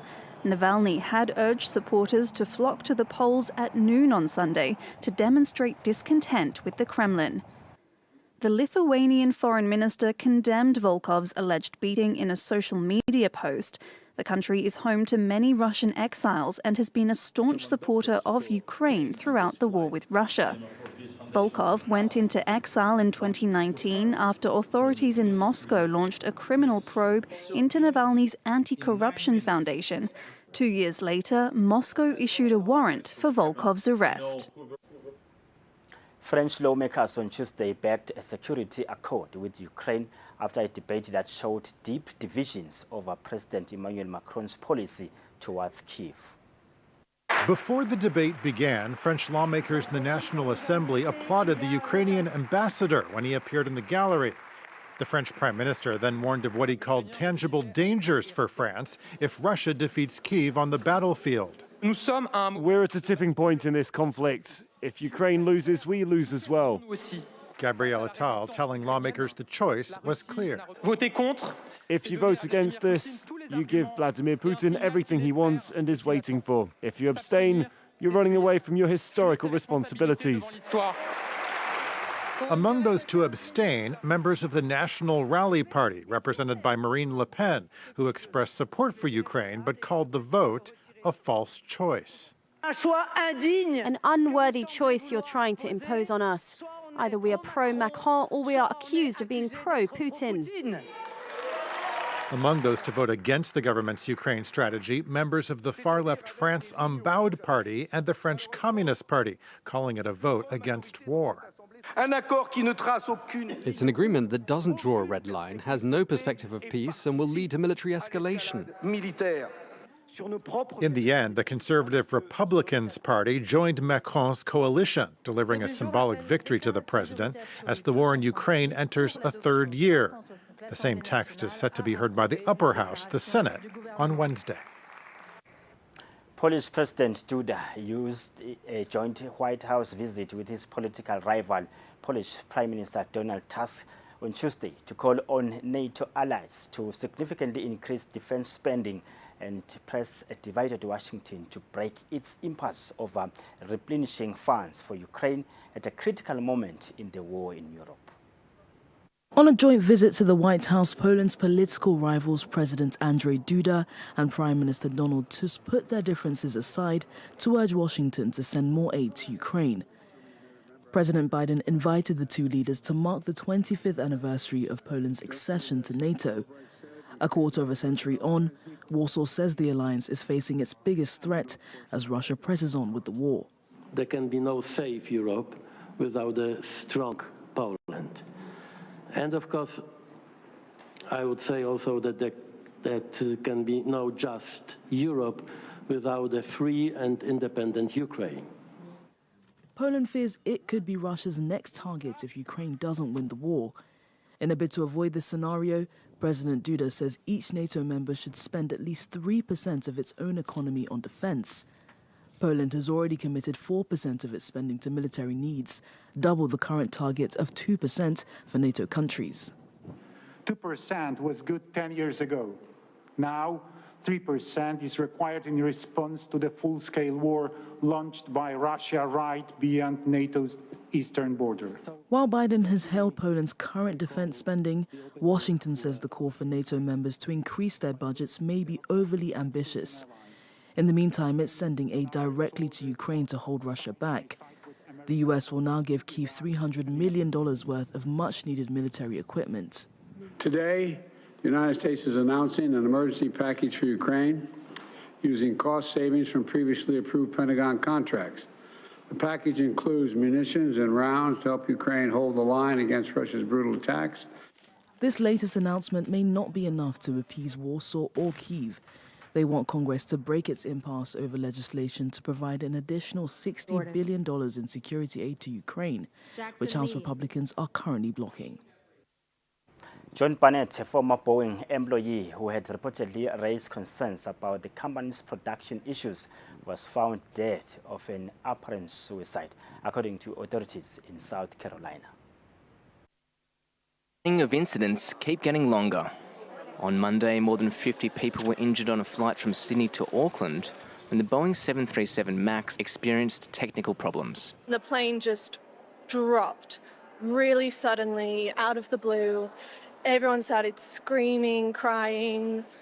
People were like launched out of their seats. There was blood pouring from people's faces. An Alaska Airlines Boeing 737 MAX was also involved in an incident in January when one of its doors flew off mid-flight, leading the US National Transportation Safety Board to investigate the incident. But it faced resistance from Boeing in accessing information. It then called for help from whistleblowers earlier this month. In fact, I received a whistleblower report myself. Anonymously, we received some information that I made sure our team has. It also went to our team, so we do have a couple of ways. The best way is for people to reach out to us at the website of witness@ntsb.gov. Several days later, a whistleblower and former longtime employee of Boeing, John Barnett, was found dead in a hotel in South Carolina from an apparent self-inflicted gunshot wound. His lawyers said they didn't see any indication he would take his own life and called for a thorough investigation. The Federal Aviation Administration has undertaken a 6-week audit on Boeing and its supplier Spirit, and the New York Times found they passed 56 audits and failed 33, with 97 instances of alleged non-compliance. Those include using a hotel key card to check a door seal and dishwashing liquid as lubricant in the fit-up process.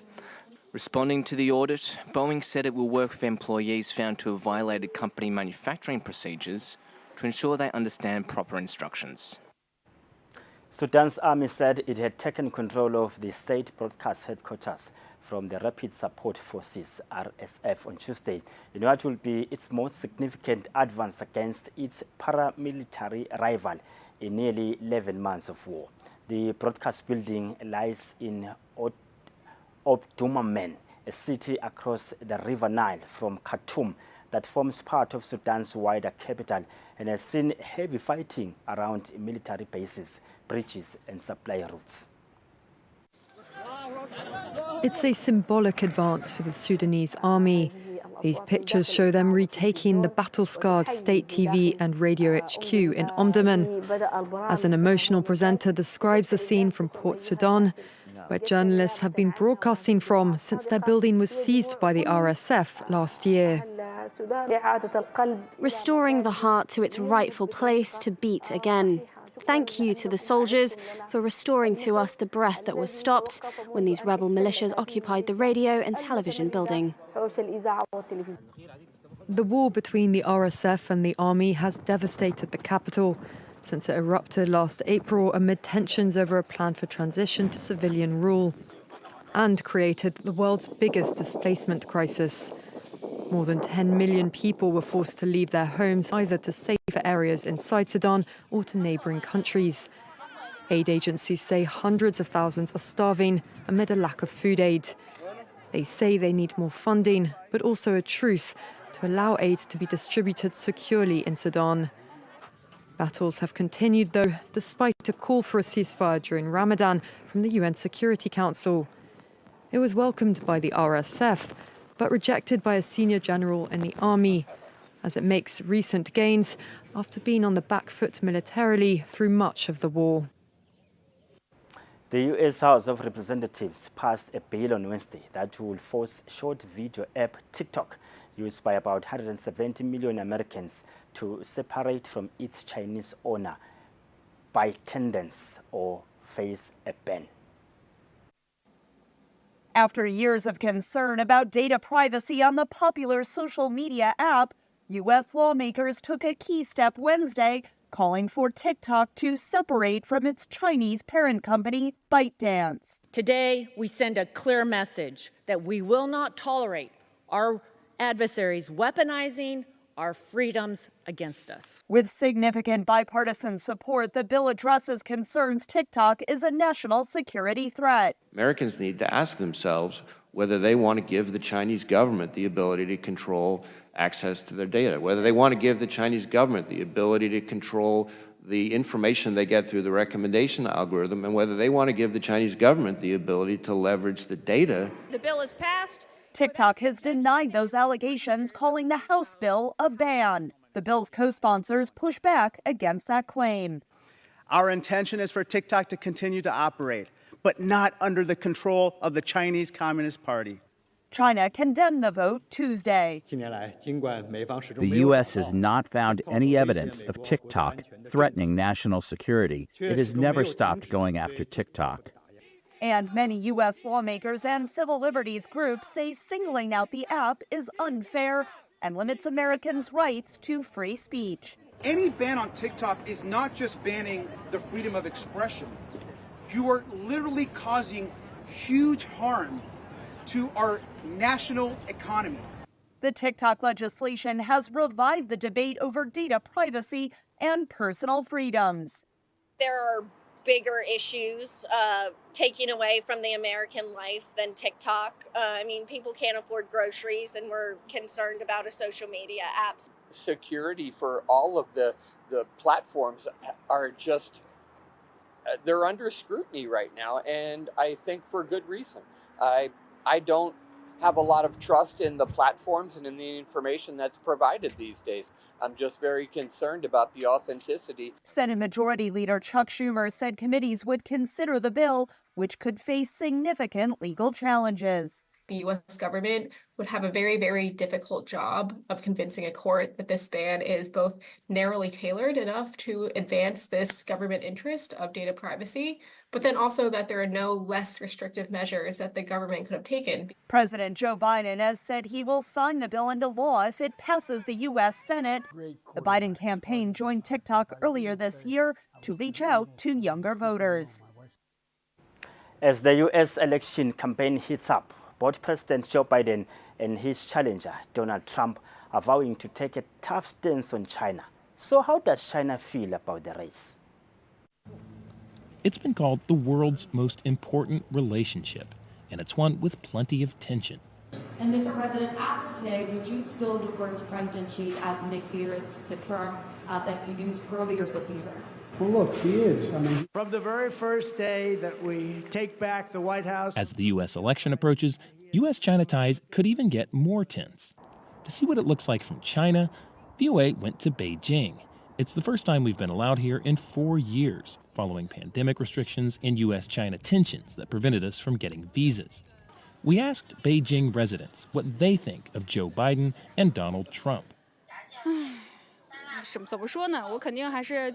Thinking of my own country, whoever gets elected, he's not going to be good for us. Speaking as an ordinary Chinese student, I prefer Trump. Even though he can be pretty over the top, at least he's doing this for the good of his country.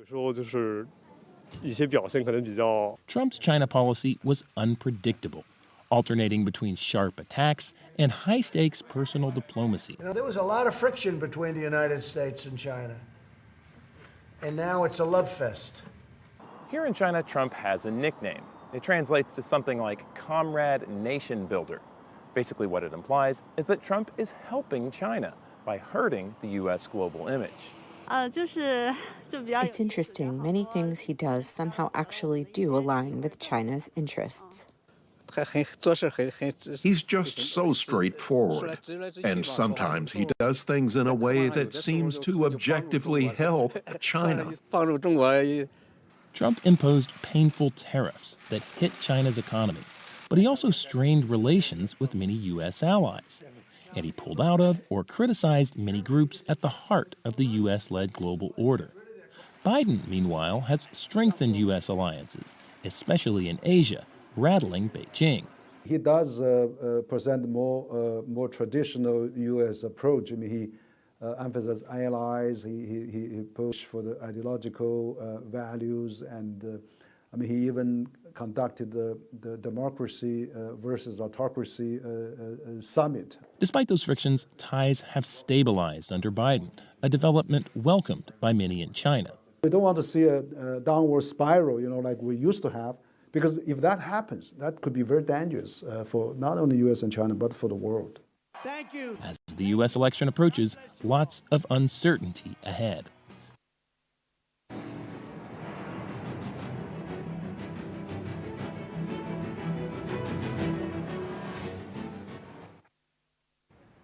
In our sports news, the 13th edition of Komakoko Half Marathon has been launched, with the main race to take place on the 10th of August this year in Manzini. 13th edition of Kwamagogo Half Marathon has been officially launched. Speaking during the launch, the Eswatini Athletic Association President Zakele Dlamini, he says the half marathon is in line with the development of the sport in the country. So le race le iyakhelwe ukuthi isikhumbude I-importance yelidolobha. Elias Masilela, who is the co-founder of the marathon, he gave the full explanation behind the race that came from how the Republic of South Africa gained their independence through the help of the Kingdom of Eswatini, especially the Manzini city. Ngalesikhathi le yakhululeka ngayo. Idolobha lakaManzini is characterized as the hub of the liberation process in South Africa. The marathon will have two categories of 21 and 10 kilometers. Registration begins on the 31st of March up to the 2nd of August, with the race itself taking place on the 10th of August this year. For Eswatini TV Sports, Fabrice Msonera, Matsapa. All right, that's how we come to the end of our second news bulletin this morning. After the break, Shumna Gbili will have a conversation with Kusile Vilane from Isecom.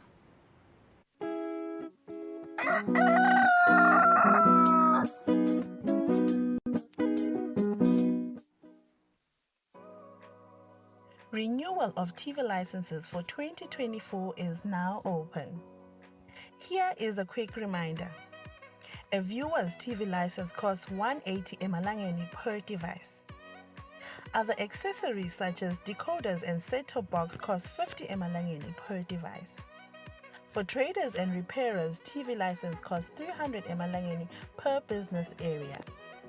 And now, to pay your TV license, use these following methods. You can use MTN Mobile Money with the number 762222000 or dial *007 *3 *7#, or you can use Eswatini Imali.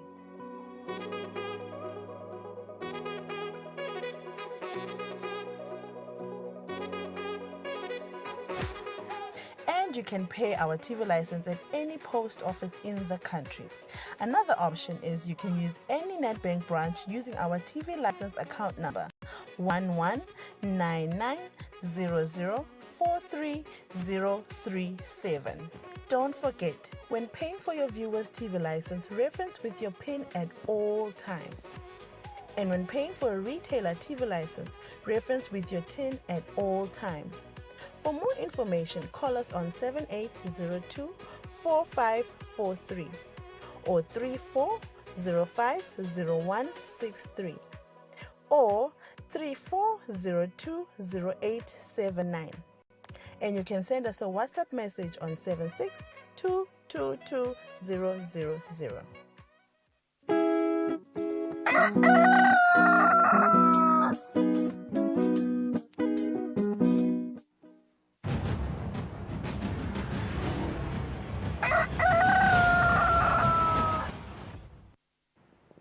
Welcome back to the program. Let's welcome Kusile Vilane from Eswatini Communications Commission just to speak on the consumer movement, which is marked on the 15th of March with the World Consumer Rights Day, every year as a means of raising global awareness about consumer rights and needs. Kusile, welcome to the program. Lusuku lolumqwa kakhulu leli for consumers. Ngiyatilo ukuthi consumers abenako ukuthi most of the time asikhulumi indaba tabo, sikhuluma from the other end of the spectrum. Yes. Ngicabanga namhlanje abantu fakotisa kuva nje malungelo abo sisachubeka especially kunatikhathi tabo inflation ngicabanga nje umphuphuna wade malungelo akhe. Welcome to the program once again. Let's talk about it. Engabe itsindvele i-theme yalonyaka. Ngiyabonga kakhulu Sifiso, thank you nakumlaleli nakumbukeli ekhaya. Vele kusasa is World Consumer Rights Day. However, kulomnyaka lona basically kuba living long lelanga, which means it's been Consumer Rights Week. Sibambisene ke netinhlangano letinye labanye bomlawuli nalabanye balamuli etindzabeni debathengi. Uyasho vele liqiniso ukuthi esikhathini lesiningi siye sikhulume ngekuthi emabhizinisi wona kumele ente njani, kanti ke likhona naleli chaza ledlalwa nguloyo lothengako naye unawo emalungelo lekufuna ukuthi awacaphele. Sicubulo salonyaka ke sibuke kuvikela imininingwane yakho uma ngabe uthenga ngetabongcondvomshini netebuchwepheshe. Lokwekuthi nyalo sekungene tindzabadabo AI noma artificial intelligence lokusho ukuthi labongcondvomshini nemishini sekuyasita tinkampani ukuthi tithengise kangcono, sekuyasita tinkampani ukuthi tinakekele ama-customer ngako. Lokusho ukuthi umuntu akasakhulumi nemuntu nje.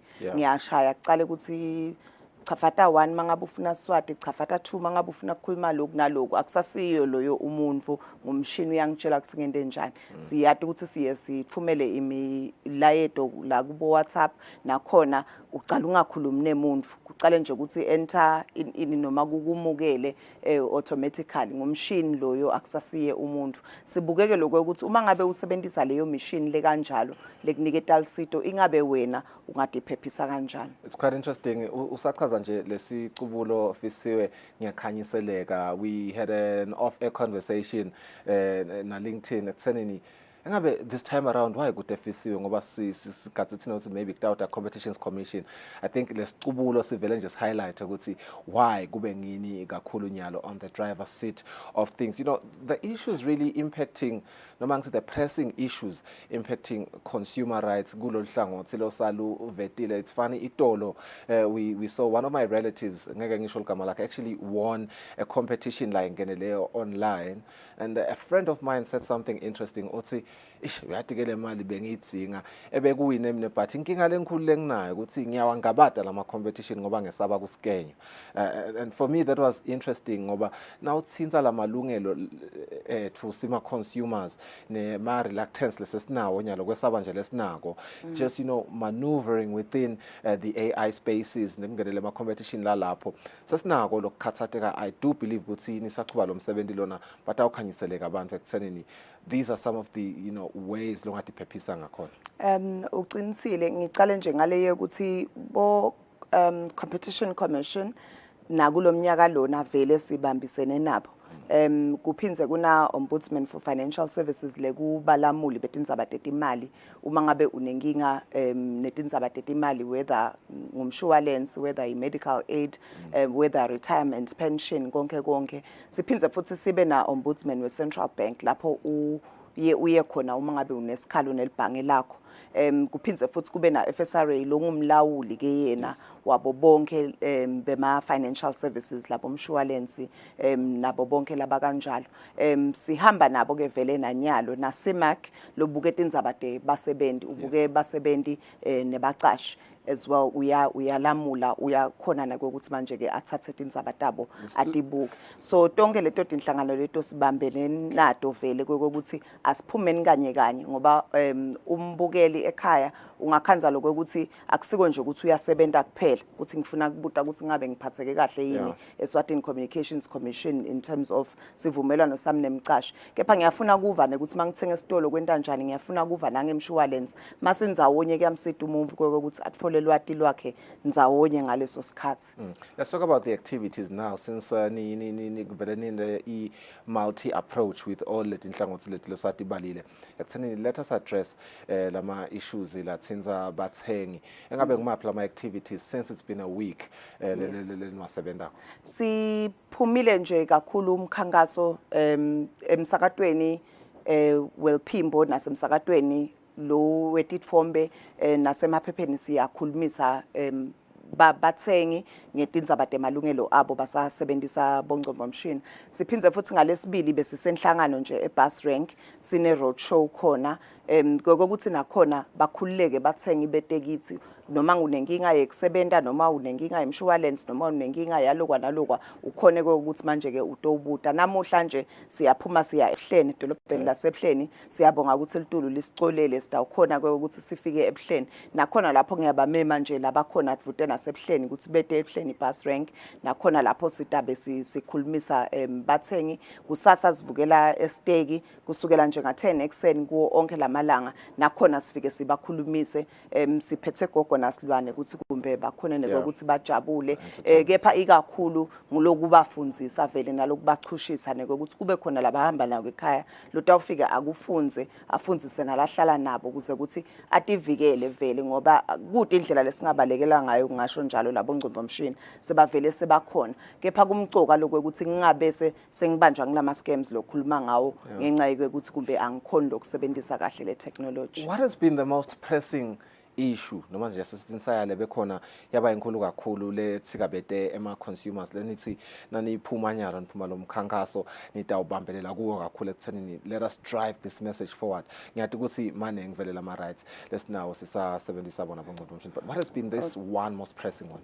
Ngingakhetha lamathathu ngisho njalo adithinza tonke ke leti inhlangano lengikhulume ngato balawuli nebalamuli kwecala ngilendzaba ukuthi umbukeli ekhaya unalo ilungelo lokuthi atiswe uma ngabe ngigcwalisa iform noma ngabe ngikuphi angadi lokuthi le information yami lebayi kolekako bayitsingelani nekokuthi bayisebenzisa kuphi kuba khona nje iform lokhanza ukuthi ngiyaligcwalisa ngiyangena la Eswatini TV ngiyabhekisa ngisho ukuthi li kanjalo ukhanza ukuthi sebangibuta letinye itimvo letingahambelani nekokuthi ngite la kanti lana kufuna nje bangibude ukuthi ngingibani bangibude kumbe inombolo yami yelicingo bangibude ethi ngidobona abani ngisho ukuthi ngiteka Kusile kugcine lapho ukhanza sebangibuta ukuthi ngihlala kuphi sebangibuta uyabona timvo letiningi Timvo letiningi lokhanza ukuthi manje ke akusahambelani nalobudlelwano bethu bangaleso sikhathi umbukele ekhaya unalo ke ilungelo lokuthi akhone kubuta athi naloko ukuthi lo lwati lwakhe lelibhuku lakhe nje lelapha egedeni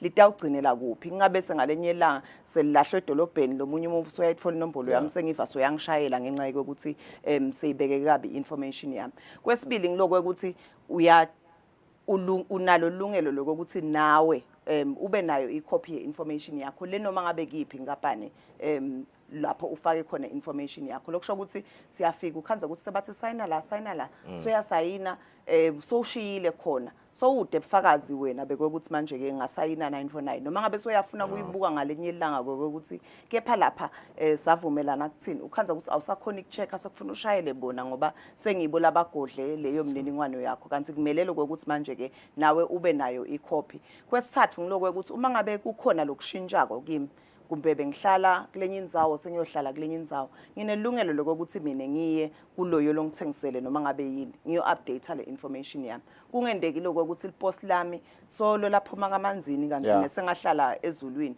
bamfu bakamanzini sebayakhona kubona tindzaba tami lebengidenda na Eswatini TV nga 2018 kumcoka lokuthi manje ke ngiupdate ama details ami ngivumeleke ukuthi ngiwa-update kuze ukuthi tonke timvo tami tichubeke kimi la sengikhona khona ngaleso sikhathi uma ngabe bengingakashadi ngikhona ukubhala ukuthi manje ke sengishadile tonke leto timvo leto ngikhona ukuthi update ema records ami ahlale up to date ngakhetha lokho nje lokuthathu kwanyana. And then how has the appetite yekufunza been? I know ukuthi nibe nayo imisebenzi phambilini la khona niya kuso lesive I think lokho ke lesike sakubona nje ngidawubekisa EBC akathi yofundzisa ngelukhetho yes the appetite yaqale yaba incane but yangekukhula emaswati abona lo ukuthi hawa nangemambala kuyasisida lokho engabe emaswati ayakhanyiseleka ukuthi nangemambala insayale enkulu lena lesibhekene nayo lolusito lolu asilutfokotele nisabalethela lona siyubonile thina umehluko ikakhulu singumlawuli ngicabanga ukuthi ngalokuthi vele ukhanza ukuthi asithinzani kakhulu nalona lothenga leteku echumana ukhanza lokho ukuthi umuntu i-cellphone yakhe uyithenge kuloyo lomniketa le cellphone service noma kumbe temaposi uvela eposini so akusilo li customer lethu ngasho kanjalo directly so esikhathini lesiningi bokhanza lokho ukuthi siye yekelele leto dinkampani ukuthi kutibe ngito letifundzisa ikakhulu emakhasmen kepha ke sibonile lokho ukuthi manje ke bamfu bayavuleka labaningi khanze ukuthi vele bebangadi nekokuthi uma ngabe sengihlulene na Eswatini Mobile noma sengihlulene na Eswatini na MTN Eswatini wami ingabe ngimbika kuphi noma lipost noma ngumsakato kumbe Eswatini TV khona lengubonile kwangahamba kahle ngibika kuphi nyalo siyabonga lokho ukuthi manje ke siyabona inombolo tebamfu lababikako diyanyuka ukubika ke akusho ukuthi ngiyamceba Eswatini TV noma ngithi umlawuli asala kuphuma ngesagila angene Eswatini TV. Usho ukuthi ngisida le station sami ukuthi sikhone ukuthi sithuthuke ukhanze ukuthi dia improve atinfa. Kulokunye ngilokugatsa ukuthi kutawukhala sifiso kanzi vele bebangakaboni ukhanze lokuthi umshini boso affectela amanye ama customer nako siyakhona ukuthi asitakale. So siyabona lenombolo denyuka nale mibuto ke siye kulama road shows ukhanze lokuthi nabo sesiyababuta sitoba winners ukhanze lokuthi manje ke uyabona ukuthi the correct answers ayasho ukuthi cha kusho ukuthi umlayedo bawutfolile. Sifise nje ukuthi sichubeke sikwende kuze ukuthi ngibale emadolobha lamathathu nje nyalo. Kepha ke uma ngabe mine kumbe ngahlathi sidakala kanjani. So kukhona lokho ukuthi manje ke kufuna sibuke ukuthi siphuma kanjani sibe live lonke. Fisiwe, I will go off on a tangent, kancane, and it's going to be the perfect segue for our next interview. Siyita ukuxhumana nemxhumanisi welibandla lekuphungatha ehlakalo nesive wandile emavuso nasicethana inkulumo yethu indzaba lenkulu Tropical Filippo, and I'm doing this because ngiyathi ukuthi ubukena liphiko la communications na consumer affairs lapha ka SCCOM. Sibonile umlayedo leni uthumele emaswati onke ngekubambisana nabo baka NDMA nabaka MET. Umlayedo lo siwuthole as an SMS lo sixwayisako ngaye Tropical Filippo ukuthi nangemambala uyeta. These are some of the measures that we should take sisive, and I believe ukuthi lokho vele kuyalisinza lilungelo lami ekuthenini at least angatiswe ngaleti ndzaba leti. Why did you see, I would say it's the first of its kind, you will correct me if I'm wrong, especially nakune disaster le kanjena kuthenini le milayedo siyitfole fast kanjena lokuthi vele siwabonile emaswati on internet reactile di-data ukuthi ha nangemambala naku sekukhona lo sikubukela lapha eMozambique. Lokushaktela kwena ukusadisa lokho nje one bumcoka bako, particularly just leaning on emalungelo esive as just the general public really, and ukuthi vele lo mlayedo nanithi niyawukhokha benihlose ini. Ngathathi i-credit for that. Ngingasho lokho ukuthi vele ngifise not just as a member of the public but also someone loka communication kuthumisa NDMA ngasho kanjalo proactively ukuthi akhona ukuthi manje ke asatise sive nekokuthi sigathe in naloko ukuthi sihlale sibe updated in terms of ukuthi kuto kwendekana tinkampani tekuchumana ti nako vele lokho ukuthi kufuna tibambise sive ngokuthi manje ke uma ngabe kunedehlakalo kube khona leti kwendako ngekokuthi sive satiseke ngekokuthi lemlayedo lena iphume. So noma ngabe ngisebenzisa yiphi inkampani yetekuchumana bengutfola lo mlayedo akusiko ukuthi kumbe kukhona labakhethekile. Kumcoka lokho ukuthi vele sive satiseke nekokuthi ke uma ngabe kukhona lokushintshako kuphindze kube mcoka lokho ukuthi manje ke naleyo information bayitfole ngesikhathi bayitfole ibe liciniso. Kuthumisa nje ukuthi manje ke tekuchumana tibamcoka kakhulu ikakhulu nase sikhathini sehlakalo ngiyathi lokuthi sisive saseswatini kube asikajwayeli kakhulu tindzaba tehlakalo. So vele bekukhona lokuthuka kanengi ukuthi ngabe kutowendekani bamfana sebamikisa yini esikoleni noma asibamikisi, you know thina siyavukela yini emsebentini noma asivukeli tonke leto dimvo leto, but maso utfolile lo mlayedo kuyakuniketa nje sithombe ukuthi akusho ukuthi maybe kuseta ingodi sesekhona noma ingodi seyehlile noma ngalana kunjena. Ngingasho nje ukuthi ngitvumise kakhulu ikakhulu NDMA kube nguye vele who has taken the lead in terms of updating us and being proactive kunekuthi sikhulume after ukuthi manje ke kube sekwendekani. Bongosi sivele senda njalo nje sithatha ku emavi afisiwe evilana savelashilo ukuthi sinenzima lenkulu lokufuna sidlale singilabo lababuke i-communications nathi ke singeSwatini TV siyalithatha lolo lukhuni lolo.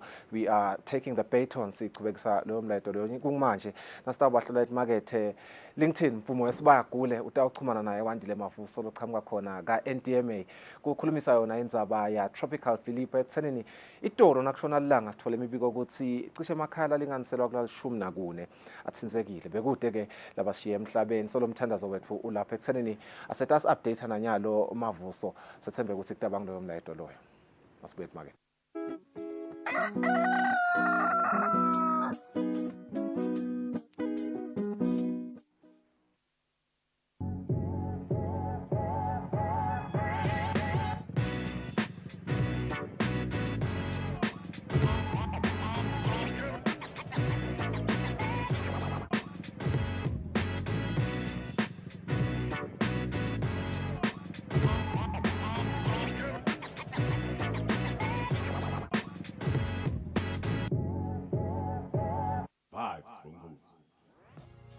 Studio One is back on your screens with brand new episodes.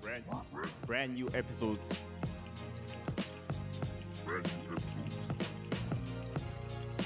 Catch your favorite local artists, live performances, your movers and shakers, the hustlers, doing the work.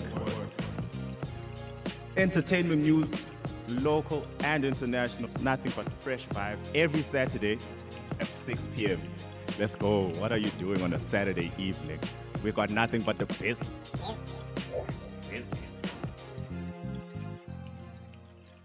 Vibes from Goose.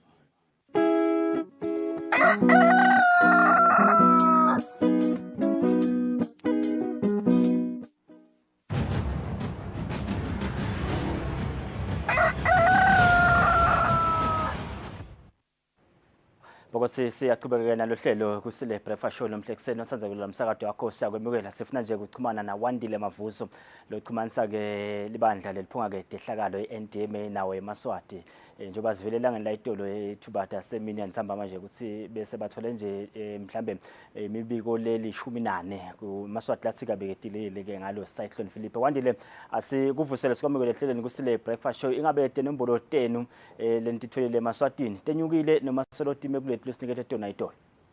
Ngiyabonga Makobane kwanyalo mhlawumbe umuntu angasho ukuthi inombolo solotisemile kungenteka ke ukuthi abantu mhlawumbe basabika basatawubikana namhla ngoba kwatise bekunena ukuthi itolo ebusuku kube netimvula letinemoya letina kakhulu asikafisi ke ukuthi inombolo tenyuke kodwa ke uma sibuka lesimo kungenteka vele inombolo tinyuke kuletinye tindzawo ikakhulu kubomba abantu kodwa ke kwanyalo elibonjeni la khona besithi devele kutaba nemonakalo khona khathi inombolo khona tiseme ku14 mhlawumbe umuntu angangeta nje ukuthi tangomatelu sibikela ukuthi kungenteka timvula tichubeke tine namhla sinekushawa livalo ukuthi njengoba itolo sithole more than 300 millimeters of rainfall elibonjeni utawuthola ukuthi umhlabathi usesemandi uma kutawuqhamuka lesinye timvula kungenteka kube nemamati noma landslide. Siyacela nje ukuthi sive sinake into dabdo ukuthi assessment esijaneke ukuthi ke lemenye imifula vele igcwele bekunene asingaloko sewele imifula legcwele. Ngiyathi ke ukuthi Wandile sekunendlela etikahle letenta sibani bakhona ukuhlangana babambele imihlangano sebusuku nje imihlangano ingabanja sibese siyathuka na itolo ikakhulukazi nala imbabane nje sithukile kulebe sekwente ngabe nanikhulumisana etincingweni kulawo ma groups lenawo nebalingani benu ingabe lesimo sayitolo sisasibona yini siqhubeke noma vele bese kuvalelisa yena lo Philip. Umakhowane kusitumile man uma sikhuluma netangomathelitulu kule mihlangano yethu cha bebathithe cha soyapakisha Philip so uyahamba itolo emini uma sekwendeka nje lesi itolo engambama naletimvula sibese siyethuka ukuthi awukani sekwendekani kodwa ke kade sathini Magobane sesigiwe iclimate change sekuguquguquka kwesimo selitulu sesigase noma ngayini kodwa ke siyathemba ukuthi alikende umonakalo kodwa ezilanga lihamba sive siyathembisa sitatisa ukuthi umonakalo ubenganani kuphi kulamaswati labikile Mavuso ingabe libandla singalibheka ukuthi lisukume nini kuyawufika kulawo maswati mhlambe kuyawundana lawo ma assessments nje ukuthi isimo sinjani nangabe kudzingeka lisitho leliphuthumako libandla libambisela ngabambisa khona sivele sasukuma itolo Magobane nakwendeka nje lo monakalo leti nombolo nje sitithole itolo sesivele sirespondile ngemasayili kuleminye imiti ngema-tarpaulins nama-10x6 sendela kuwe ukuthi uma ngabe timvula titawubuya timane tibathole bekunene basimo sabo singilesikahle babombonyile kodwa ke vele kusemgomeni wethu ukuthi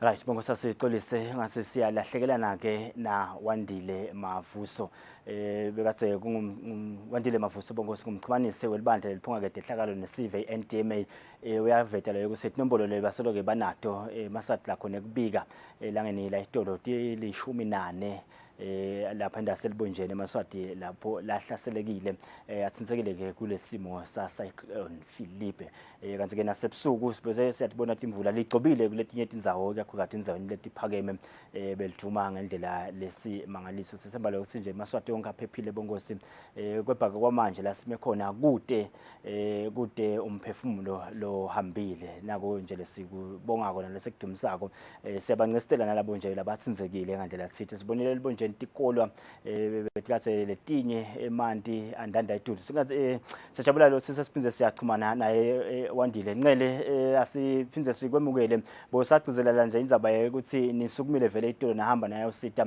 lawo Maswati nekusike nabe inombolo tinyuka nilungele nilibandla ukuthi ni responde kulabo labathinzekile mhlambe kulokwendeke ebusuku itolo. Ngiyabonga Makwabane sicolisana ukuthi bese siyachubeka vele liqiniso Makwabane vele ngekuganya kunyatwa nguhulumende kufanele vele ukuthi uma kwendeke itimo lekanjena within 24 hours sibe sesirespondile nekuthi ke bekunene vele siyachubeka we are on the ground siyabambisana nabo bo Eswatini Red Cross nabo World Vision kubuka ukuthi bantu labalinyalelwe impahla bangana nestock ichima sisi basi mhlambe lisese ngikokota nje Makwabane kungaba ukuthi silungele silibandla leliphunga ehlakalo ukurespond ekimeni leti kanje sinayo i-tropical cyclone readiness plan la khona sibuke timo ukuthi uma kungendeka isimo lesikanje nasendeke sizophuma sibheke so ngiyacela lokuthi sinikunikeza amaswati for ugcina ukuthi silungele silibandla dawasite amaswati uma abhelelwa ihlakalo. Asiboya kakhulu Ncele sinifisele nani kusebenza lokuhle nelibandla sasetawona eMaswati bongosi bekungwandile mavuso lochumanisakelo nalibandla la ka-NDMA nesive lokukhulu uvetelo sibanayo le preparedness plan le baniketa kwalo ukuthi batawusebenza njani nakuvela timo letitsinza ke eMaswati lifana nasi lesisibonile itolo lapha endasi elubonjeni sibehlelo ke market nasibuya salephesa kuhlelo lalomhla ekseni you are watching the Thursday le breakfast show lusuku labomake bemthandazo sivisela bonke bomake bendzaba namhla ekseni bongosi.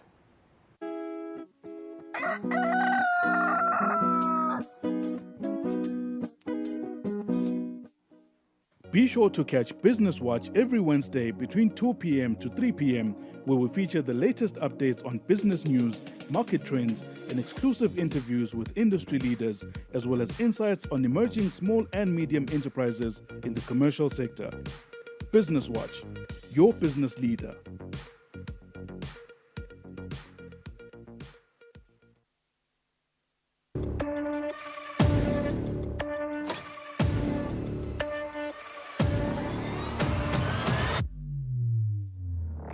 Ujala masada mahle kunathi lesa. Sabatandi ukuthi njengalokho sivile sive sitikhulume.